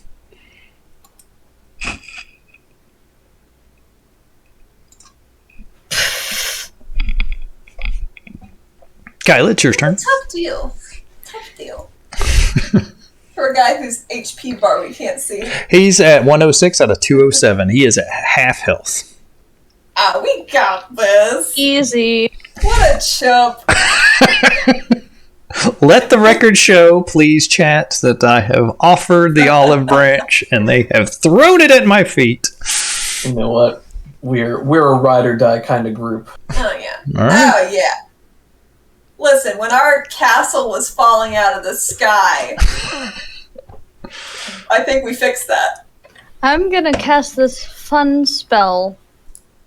It's called Polymorph. Watch You Game says, throw it! Throw that olive branch!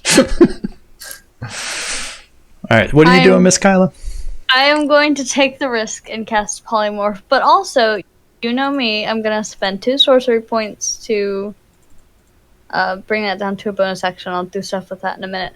But the dragon must make a DC 17 Wisdom saving throw. Wisdom? Shouldn't it be like Constitution or something? No, but keep in mind, adult dragons do have legendary resistance, so he can just... Oh, I know.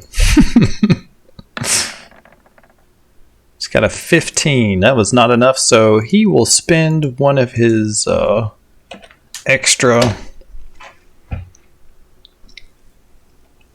He will spend one of his legendary actions to succeed.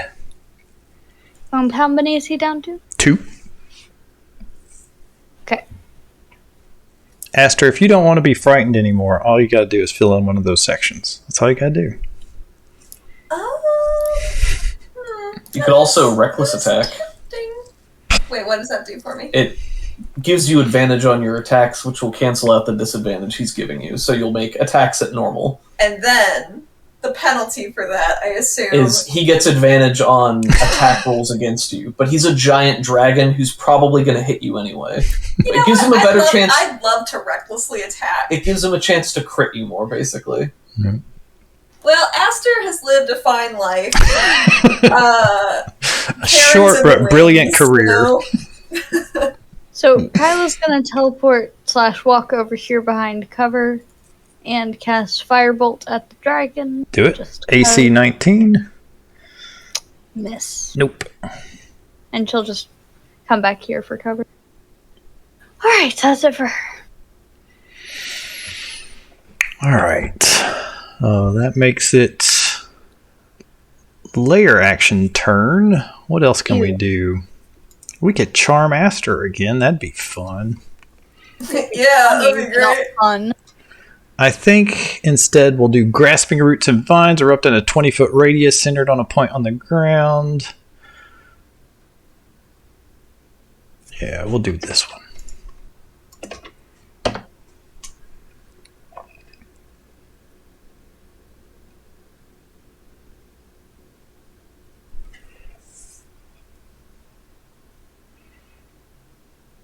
Grasping vines. Let's see here.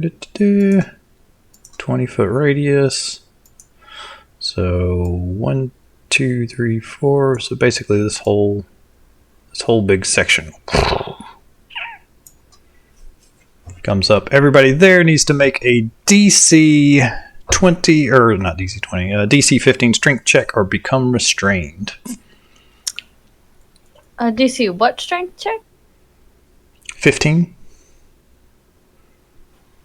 Well, I, as someone with a -1 strength, You got this. succeed.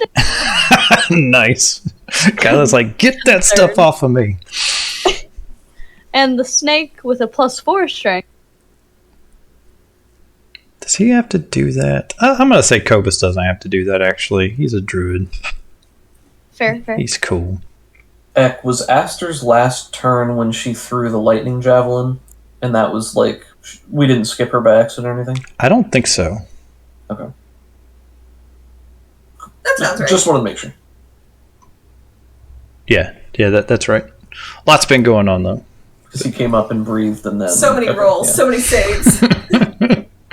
It is Neronvain's turn, and he's going to make a death saving throw. He took another failed one from the poison damage that got breathed all over him. D20. Ooh, somebody joined. Who's that? Hello! Hey, Horace! Wow, what a greeting. Yeah. We missed you. You're a giant snake right now. Awesome. Hopefully you'll decide to swallow the dragon. As is tradition. Hysterical. Welcome back, buddy. Let's see if Neronvain makes his death saving throw. I think it's just a straight up roll 1d20. 10 plus, he's fine. 1 through 9, he's dead. Okay, he has made one success. Yuri, it is your turn. Oh my. What to do? Okay. You could jump, you could leap. Take a chance. I could. So my normal movement speed is 40. So I could make it over if I dashed, but then I wouldn't be able to like do anything. Let's see, 1, 2, 3, 6, 8.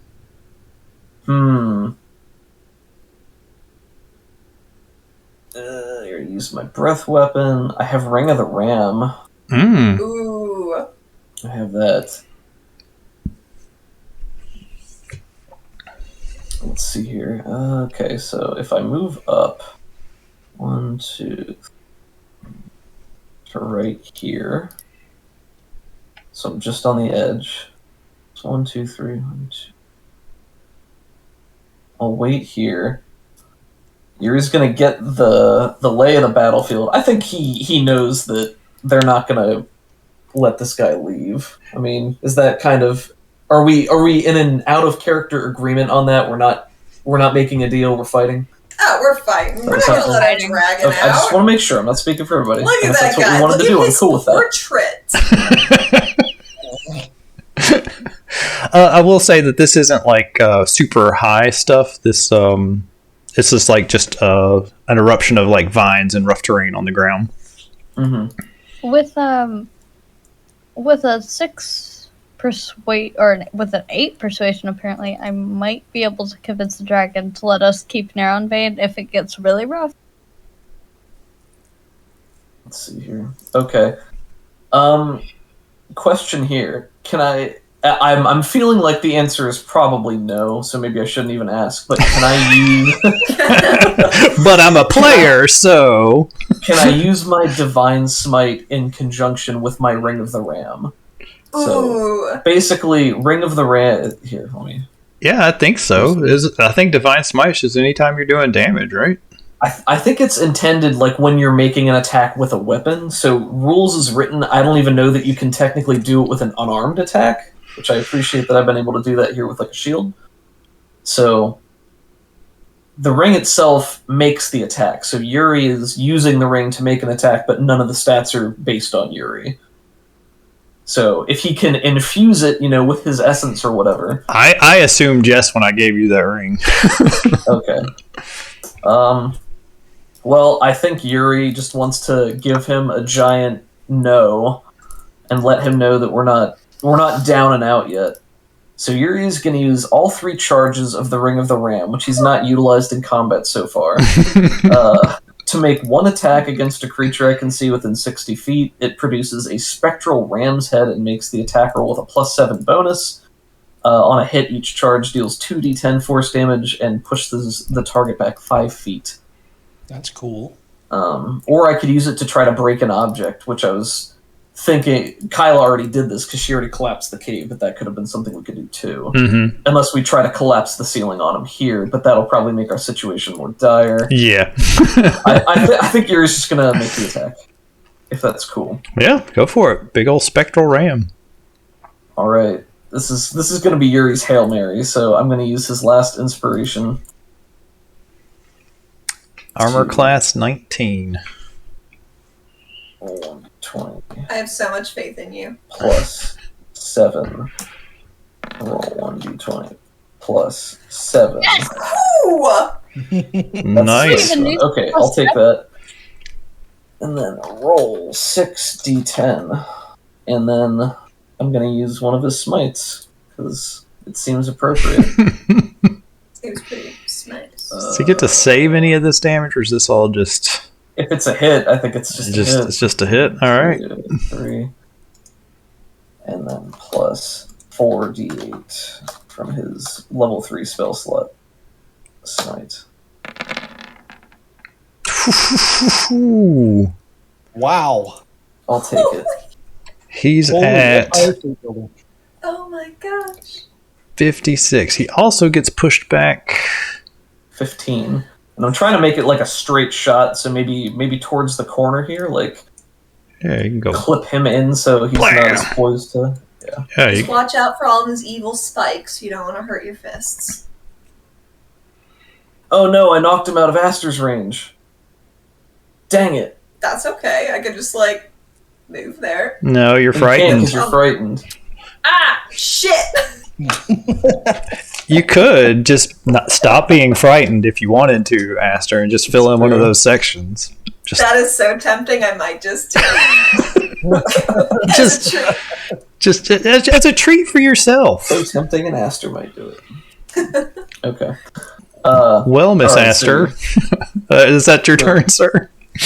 Yeah, so Yuri takes some strides over here, listening to the dragon's booming voice, looks around at his friends on the battlefield, claps a hand on Taisho's arm, sort of pulling him back up to his feet, and then just gears up a giant punch, smashes it forward. We see the giant spectral ram head come out, tinged with the gold energy, and it just careens in a curveball style and smashes the dragon in the face into the wall. Nice. Hell yeah! Take inspiration for that, man. Thank you. Do any ceiling crumblies fall? I definitely know if it's a mite or a tight. Heck yeah! The tights are on the ceiling, mites are on the bottom. Oh, because they hold tight. They hold tight, yeah. Yeah. No surrender! So be it! Alright. Aster, because he knocked Aster out of range, that also means his legendary action won't work because he's more than 10 feet away, so he can't knock Aster prone, he can't do the tail slap. Aster, unfortunately, you are totally frightened and can't move towards him. But what if I talk to my super cool new friend? Oh, he would Thor? totally bolster your encouragement, and you would just be 3 out of 8 ticks on this clock. You'd be fine. Hello, my dear friend. I would just so love not to be scared of this man right now. You are not scared at all. You're filled with a profound rage. Casual Spike asked So for good. Casual Spike asked about attacks of opportunity. Since this was forced movement, it's not an attack of opportunity. If the dragon had chosen to move away, it would have been. But there we go. You are no longer frightened Yes. and are immune to this dragon's fear.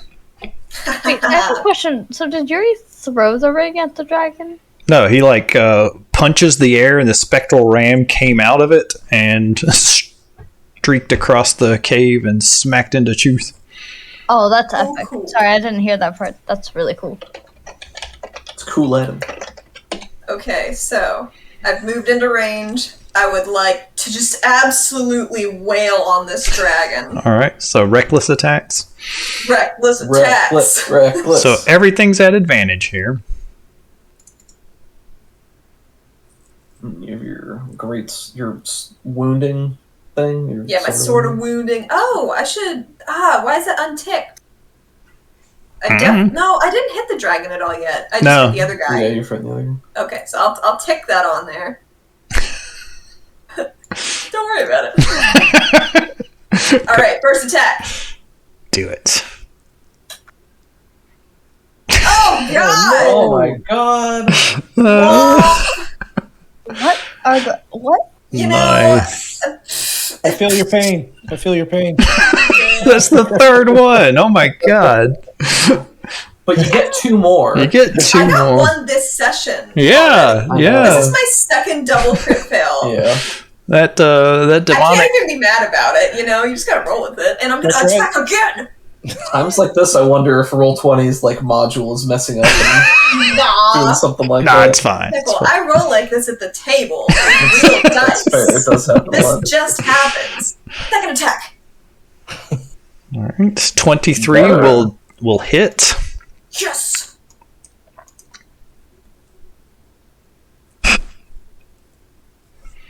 And why don't I attack that third time? Thanks to haste. Nice.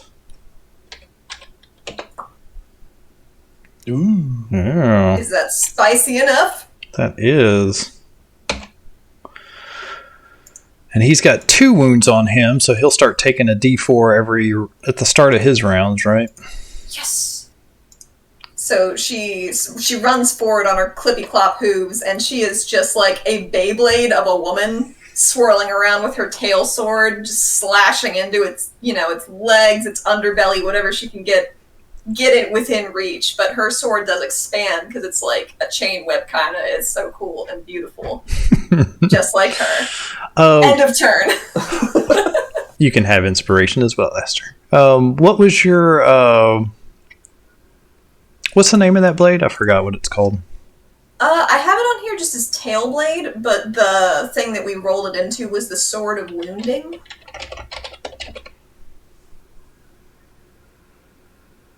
There we go. I just got to read. It's a DC 15 Constitution, so it's going to take 2d4. And I know you probably don't want this, but you could have succeeded at that first attack if you wanted to for another tick. Would it have had potential to kill the dragon? Probably not. Nah, I'm okay. All right. 2 out of 3, not bad. 2 out of 3. Yeah. That's good. That's good. So for those of you just joining, Aster's been dealing with a demon, a bone demon. I can't remember if it's a devil or a demon. Her best friend. Yeah. They're best friends, and so she gets some bonuses, but slowly but surely she's getting corrupted. That was the end of Aster's turn, so I think he's going to do one of his actions here to do the tail slap. Whoosh! Against Aster. Oh, my bones! 29. Yeah, I'll definitely hit. Please take 18 bludgeoning damage as this thing sweeps around and just catches you full in the chest. You were just leaving yourself completely open as you were going all out attacking at this green dragon. But you are raging, so you take half damage from your physical attacks. Oh, that's so lame. No! She makes one of those, like, anime impact noises, like, but then she, like, wipes the blood off of the corner of her mouth and goes, Yeah, you set your feet to just take the attack, and the tail gets deflected from your shoulder. Nice. Taisho. Kobish, you're up next. Alrighty. Taisho definitely has something useful to do. Faux show, Taisho.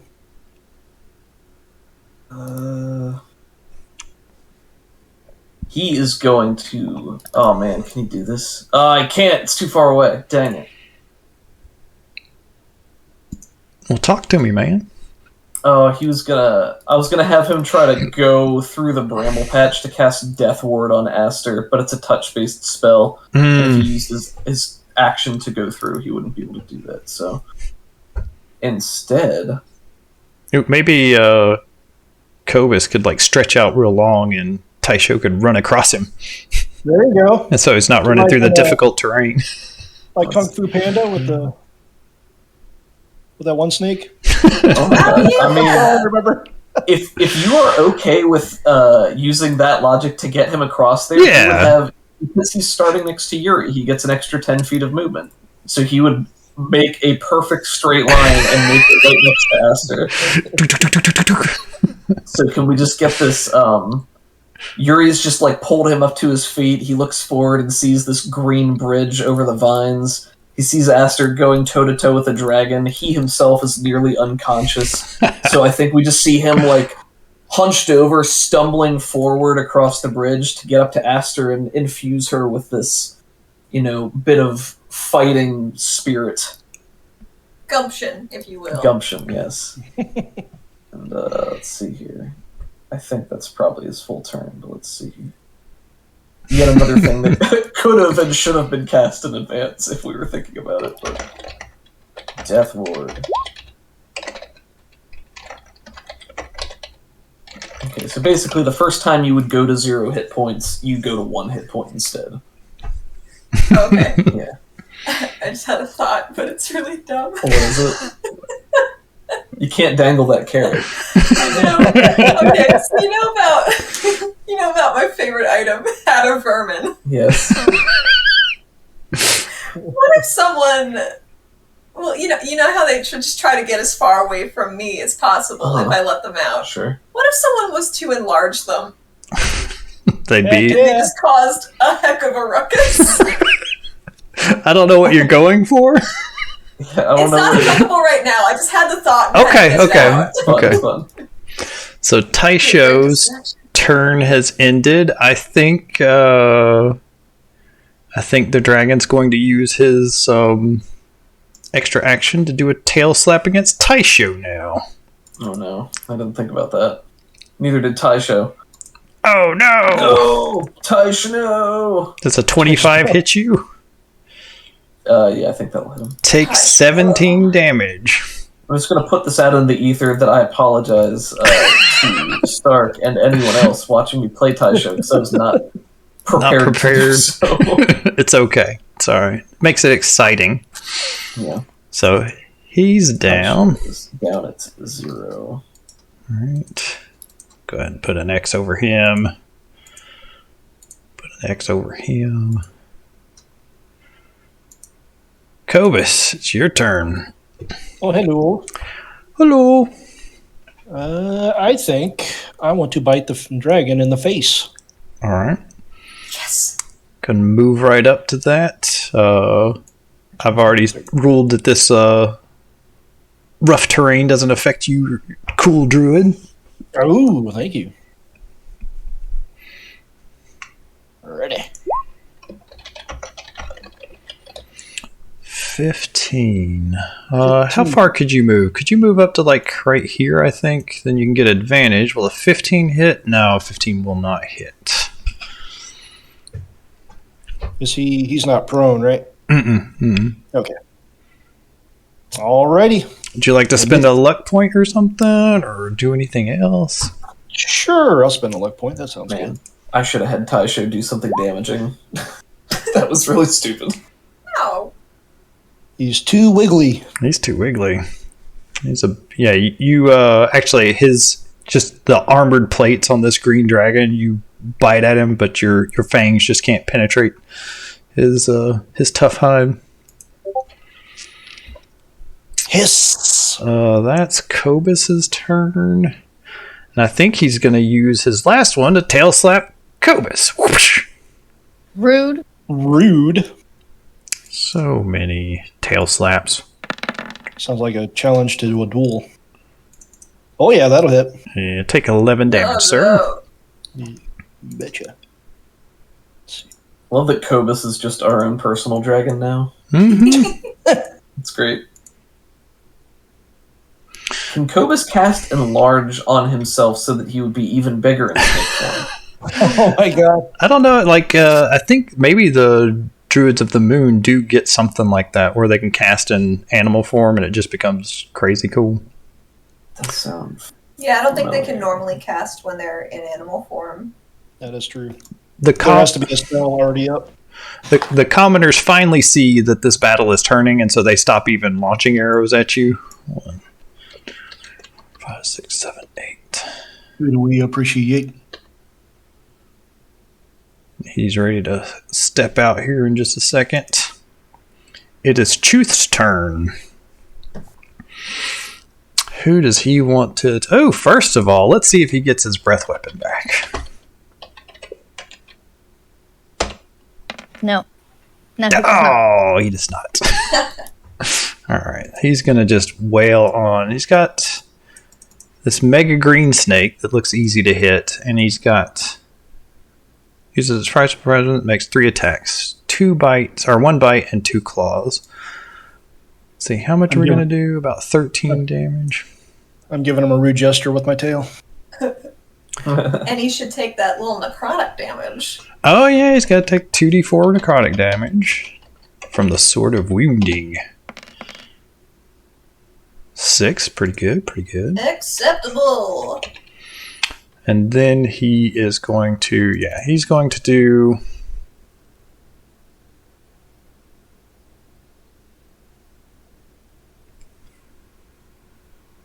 He's going to try to bite the snake.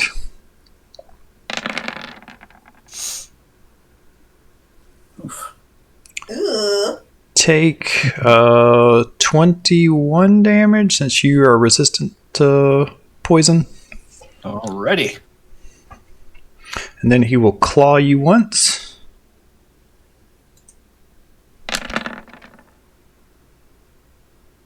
For 12 more damage. Okay. Oh, come on. So close, so close. And then he will claw, what's her face? Aster, since she's got disadvantage. 28 will hit you. Take half of 13, so 6 damage. Kyla, it's your turn. Sheesh. Okay. Alright, let me think.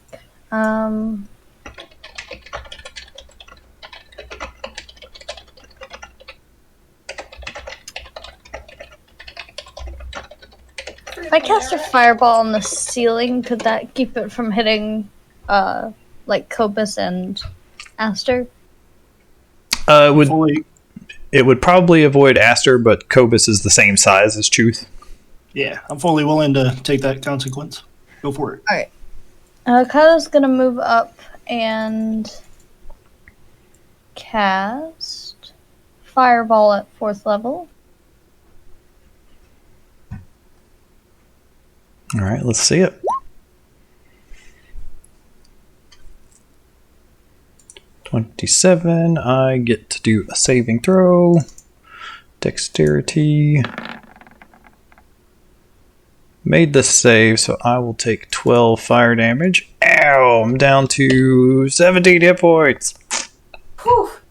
She's going to spend 2 sorcery points to make that a bonus action, and then cast Firebolt.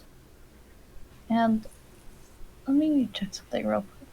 Do you want me to make a dexterity save also? Yeah, man. Okay. DC 16 looks like. Alrighty. Do a snake roll. Oh. That's a lot of fire damage. 14 with a natural 20 specifically. Down to 3 hit points. Ooh. I don't suppose you guys are going to deal with the dragon now, are you? Lair actions. Let's see. I feel like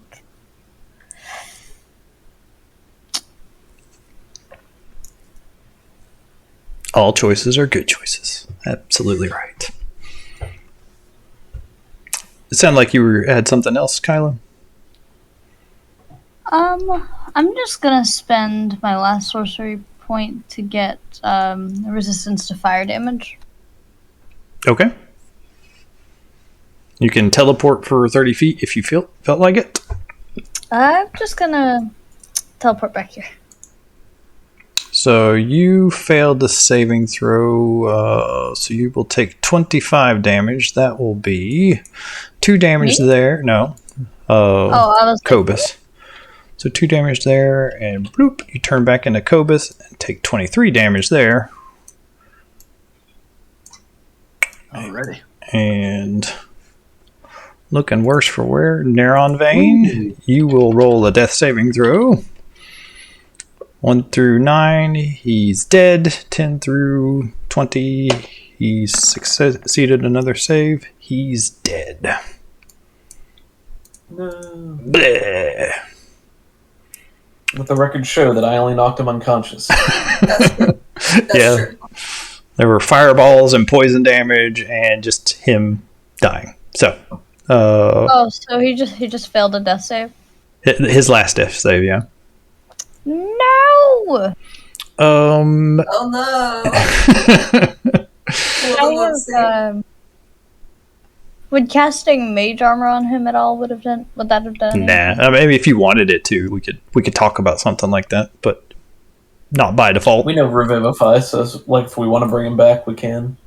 Oh yeah, we do have that. Then we can kill him again. God. Listen, this is temporary. He died, but he got better. Your turn, Yuri. Got 3 hit points left on this dragon. Yeah, It's been 2 hours in this fight. Yeah, out of character, I think it's cooler if Aster gets the chance to do that based on her pact thingy, so... but what if I don't do it? Well, then Taisho has a turn and Kobus has a turn. Yeah, We got a lot of right. chances to deal almost... it's gonna die. We could cast a spell that deals half damage even if it succeeds, so it'll be fine. But what Yuri's gonna do is he's gonna watch Taisho do this mad dash over to Aster, and then get pummeled by the dragon as, his allies are still standing up to it, and it's sort of in its death throes right now, so he's gonna jump across to the other side here, and he is going to use his lay on hands to get Taisho up. Nice. So, for those of you joining the chat late in the game, Yuri's had Boots of Striding and Spring, and is like the athletics paladin, so you can easily clear that in one bound. Oath of Glory. Cool. I'll take off this beautiful X. I'm okay. Thank goodness. Aster, gonna attack. Let's see if any of them hit. Recklessly? Of course, recklessly. Okay. 1. That'll do it. Yes. But what about 2 and 3? What about 2 and 3? I mean, just for academic purposes. Yep. Nice. It's... Oh my god! Die! 12, Nice. 11 is 23, 9, 31. What, you just did 46 damage that turn? Wow. That's pretty good. Wow. So I think while the dragon is distracted with the oncoming tide of people finally getting into melee adjacent range, she does a little duck and tumble roll under its chin and stabs her sword right up through the soft bit under the jaw, maybe into the brain. I don't know how dragon skulls work, but she doesn't have to because she's a barbarian. Yeah, so it the first slash obviously kills it. Chuth realizes he's bit off more than he can chew. He's heard stories about the Defiant Dawn, and rather than beg for its life, it chooses to just fight you straight up. After the first hit, causes it to start losing consciousness. Aster just keeps wailing on this thing, doing her little pirouette and slicing into it. And the last bit shoves her tail blade right up into the dragon's brain. Again, this this powerful creature, once it dies, it falls back to the ground, and your tail blade just glows red for just an instant, and you see that these pinpoints of light in its eyes flash red and then shrink down to black orbs of nothingness, and there's one last gasp of sulfurous breath. It doesn't smell like chlorine like you're used to. It smells demonic in origin. And Chuth has expired. You might say, in fact, that he bit off more than he can chew. Nice. See, now that I don't have any inspiration for the master to take away. That's true. I'd like for Yuri laughing at that pun, he can lose a point of inspiration. That's fair. I accept. All right. The punishment. So that was a pretty epic dragon fight. I think that went pretty well. We're going to take a quick break, everyone, unless there's some immediate things that have to happen right now. Break sounds good. All right. We need to cast Revivify on Neronvain. Yeah, we can do that afterwards. Okay. Question: does it count for Aster if he briefly died? Well, you didn't kill him.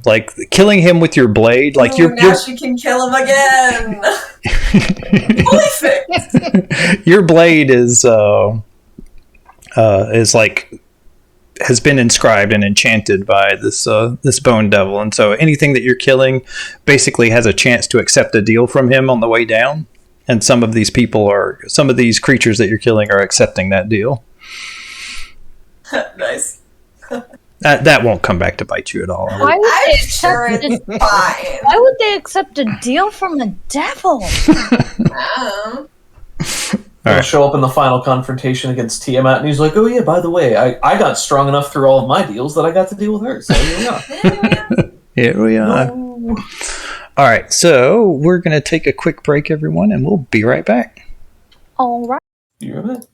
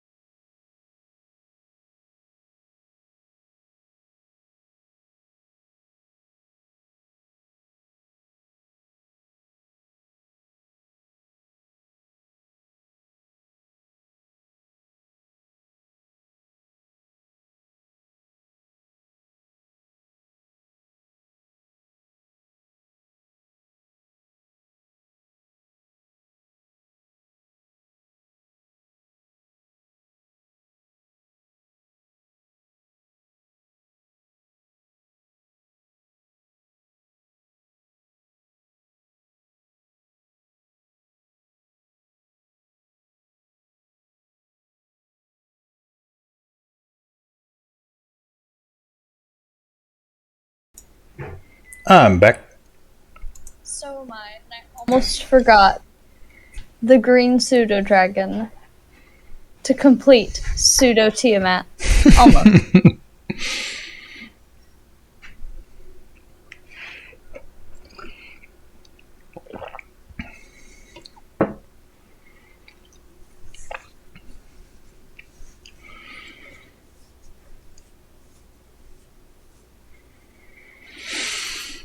Whew, that was a fight. I don't think I've breathed in the past 2 hours.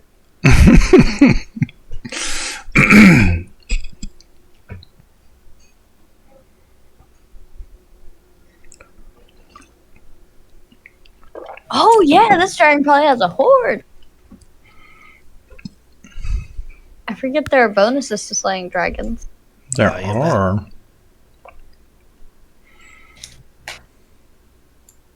Sounds like you guys are having a good time. Yeah, Kobus got to use his Staff of Withering. Smacked Chuth in the chops. Whap! How did that go? Let's see. He did a bunch of damage. Nice.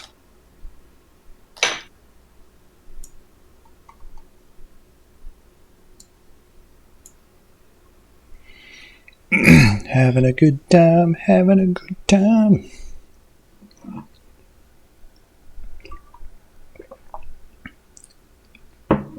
So, those of you new to the channel, one of the things that we recently added were all the little Kyla. Yeah, no problem, Casual Spike. I've been having a lot of fun gaming it kind of like an open table where other people can talk and ask questions and stuff. It's been cool. Let's see, we got Yuri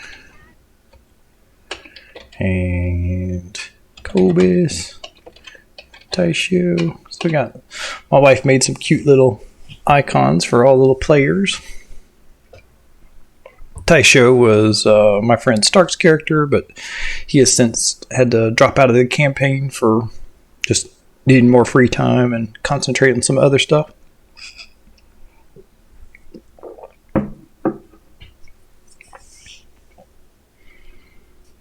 Always forget about our tokens. Yeah, those were just created by Mythalori. That is awesome. But yeah, if you have any questions or whatever, Casual Spike, happy to answer them.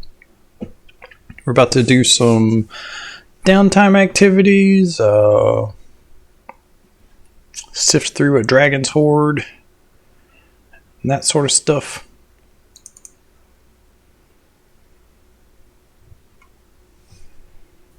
Okay, we are back. Hello. Welcome back. Welcome back. Thanks. All right. So Neronvain has died. Bleh. But he lives! But he could live again. Reviv. Realistically, did we need that chump for anything good? No. Information. Interrogation, information, and to probably make Sir Isteval maybe not complain about one thing, though I doubt it. I still think he's a mole. We shouldn't care about his opinion. He and Sileria, both of them. I don't trust him. Lady Sileria likes you. I think she's like one of your top supporters. I know Kyla trusts her. I don't. Okay. She put Haynes in charge. Haynes. Yeah. Of all Silver people. dragon, but evil. I mean, I know for sure she's a silver dragon. I don't know if she's a...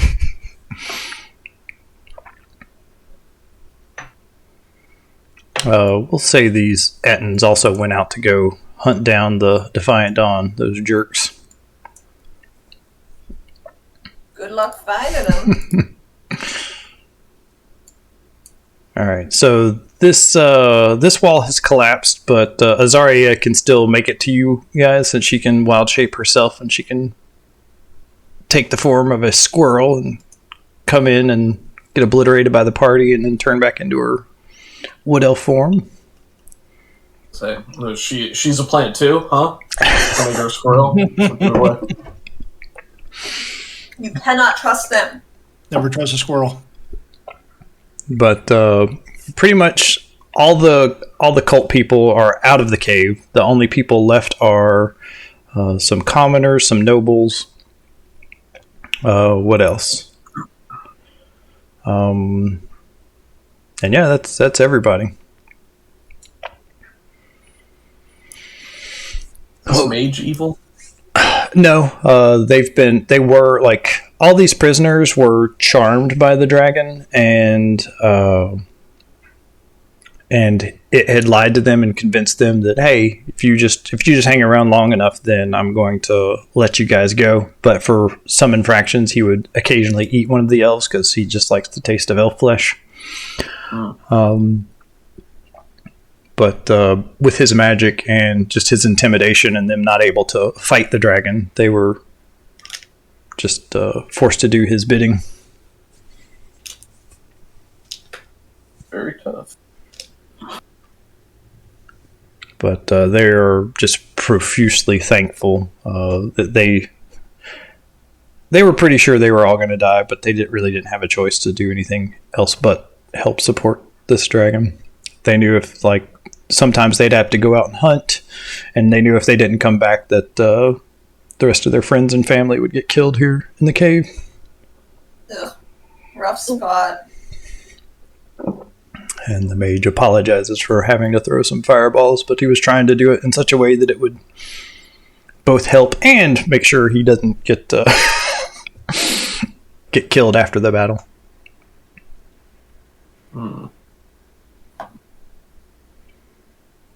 I suppose. As Yuri's eating an after-battle protein bar. I just need to replenish my proteins and electrolytes. Mm-hmm. That's what plants crave.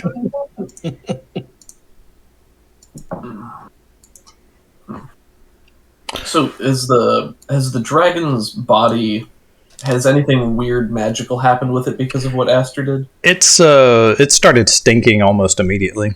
It smells of rotten eggs and brimstone. I see.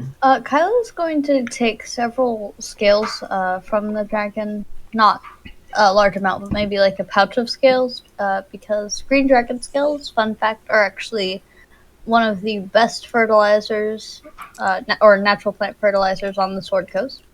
Really? Yes. So yeah, you start you pull out your knife so you can start prying some of them off, but they just flake off in your hand. You're able to remove them without any sort of tools.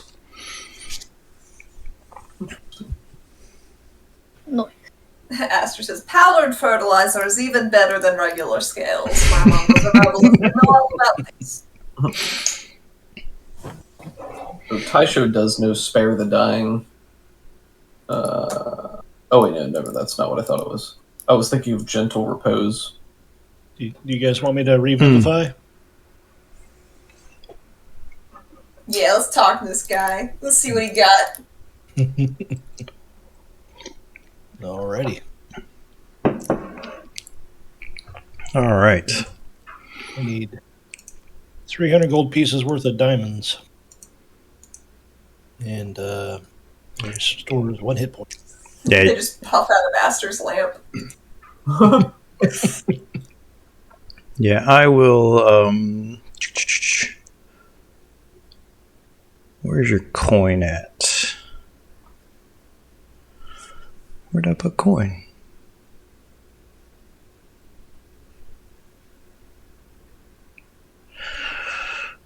Repair, build talks, purifying coins. There we go.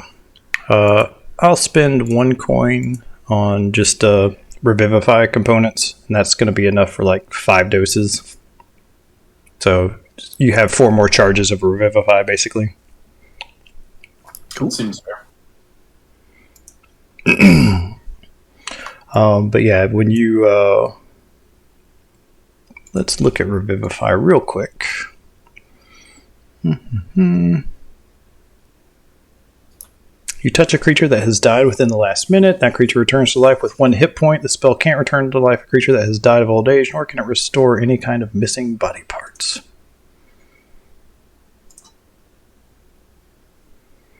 All right, so yeah, you bring this guy back to life.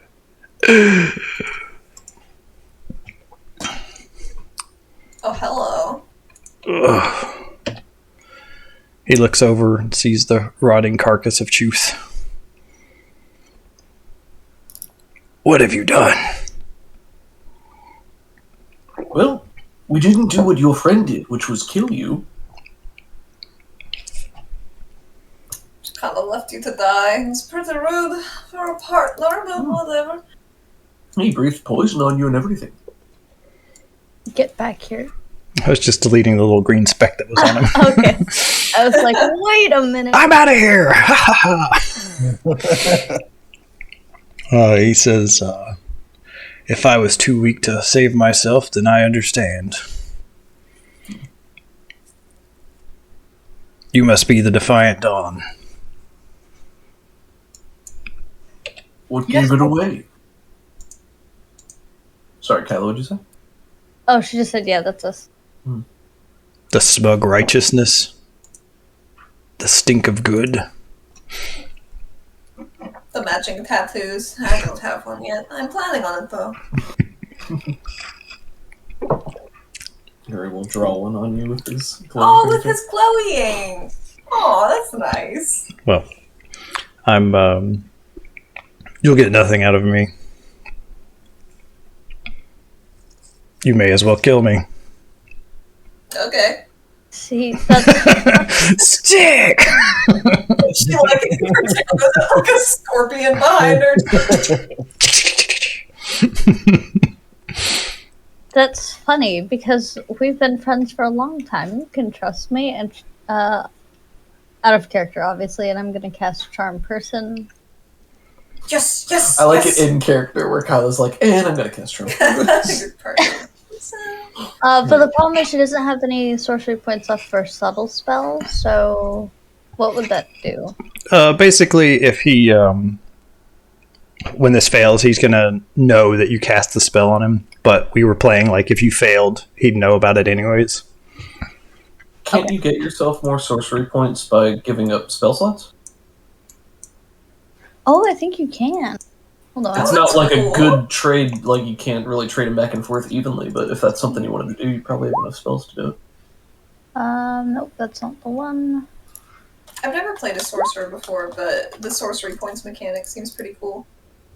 As a bonus action on your turn, you can expend one spell slot and gain a number of sorcery points equal to the spell's level. Oh, nice. I will expend a first level spell slot. Very cool. And immediately use that sorcery point for Charm Person, which I will expend another first level spell slot. Is it a wisdom saving throw? Yes, it is. It's a Wisdom DC 17. You hear Karen's voice on the wind. I'm so proud of you. Nice! Do we get advantage for being a cultist? And doesn't say this guy does. All He's right. also, almost dead. Has died. Yeah. Okay, so you, he's friends with you, but not these other jokers. So what do you say to him?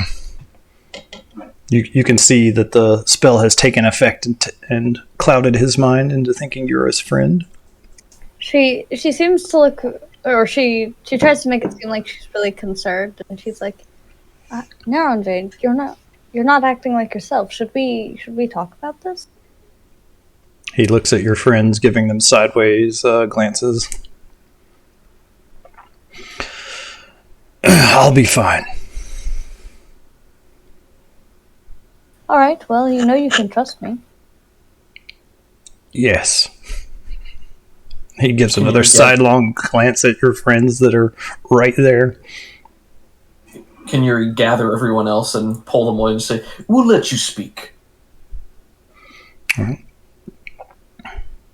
Close enough that if things go wrong, they can still prevent him from escaping or helping Kyla. Yeah, like they can't get out unless they got magic, and this guy wasn't slinging magic, so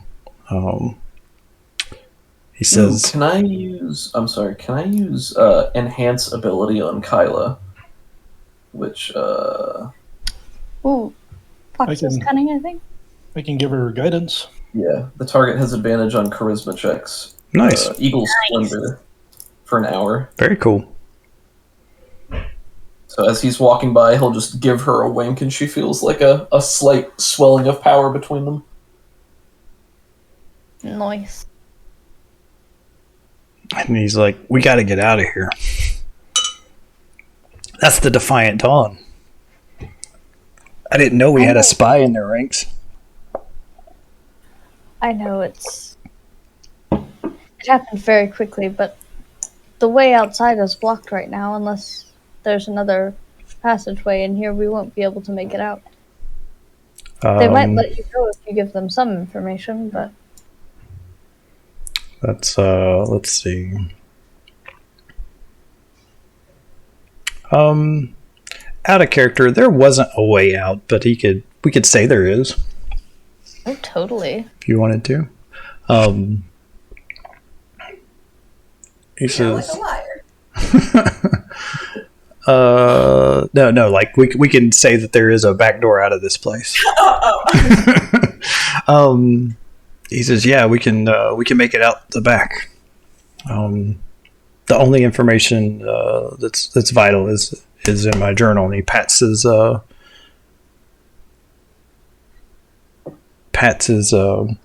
chest. All right. Well, better make sure no one else gets access to that then. So, out of character, what would the bonuses be of them leaving together? Would that? For the first hour, it would be fine. After that, it would be. I don't know what else you're going to get out of this guy, and you might wind up dead at his hands. Yeah, true.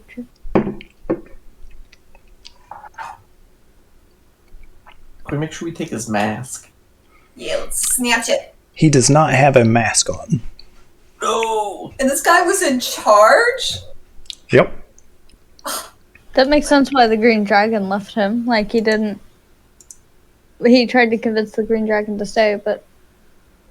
The dragon really went, okay, bye. Yeah. I'll make sure we look around for a horde. Yes. All right. Yeah, I'm fine with however you guys want to handle this guy. I'm sorry. So what's it gonna be, kiddo? Just gonna say... Listen, I think the Defiant Dawn is going to come looking for you if both of us disappear. But... maybe if you gave me the dragon mask and your journal, I'd be able to take them back to the cult's headquarters and store it safely there. So the Defiant Dawn wouldn't get access to it. The dragon mask isn't here. It's with Severin. But, Yes. What'd you say? The journal and the thing? It's like... I'll take the journal. That doesn't make sense. Unless you want to try to convince him. Yeah, so basically her reasoning is just like, if he's going to get captured, then they're going to get it. But if she takes it and then she leaves, then, like, and she acts like she was taking it to the dragon cult or whatever, All right. then he might not know that they had access to it. So would that be persuasion or deception? That'll be... you're supposed to tell me, but it sounds like deception to me. Yeah, they're both +8, so yeah. You're not doing that. All right. Getting him to part with his journal. I'm gonna say DC 15. It's pretty tough. But you do have advantage. We'll say on a failure.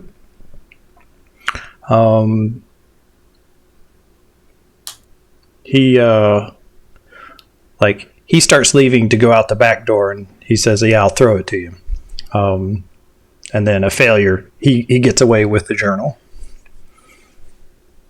You can still go chase him down and stuff, but Yeah, repeat the success case again. he gives you the journal, and he tries to leave out the back door. Let's do it. You can't do it. Thank you for the advantage, Yuri. Oh, that's right, you had advantage. Oh, lame. All right, so yeah, he gives you the journal, and he's making his way out the back door.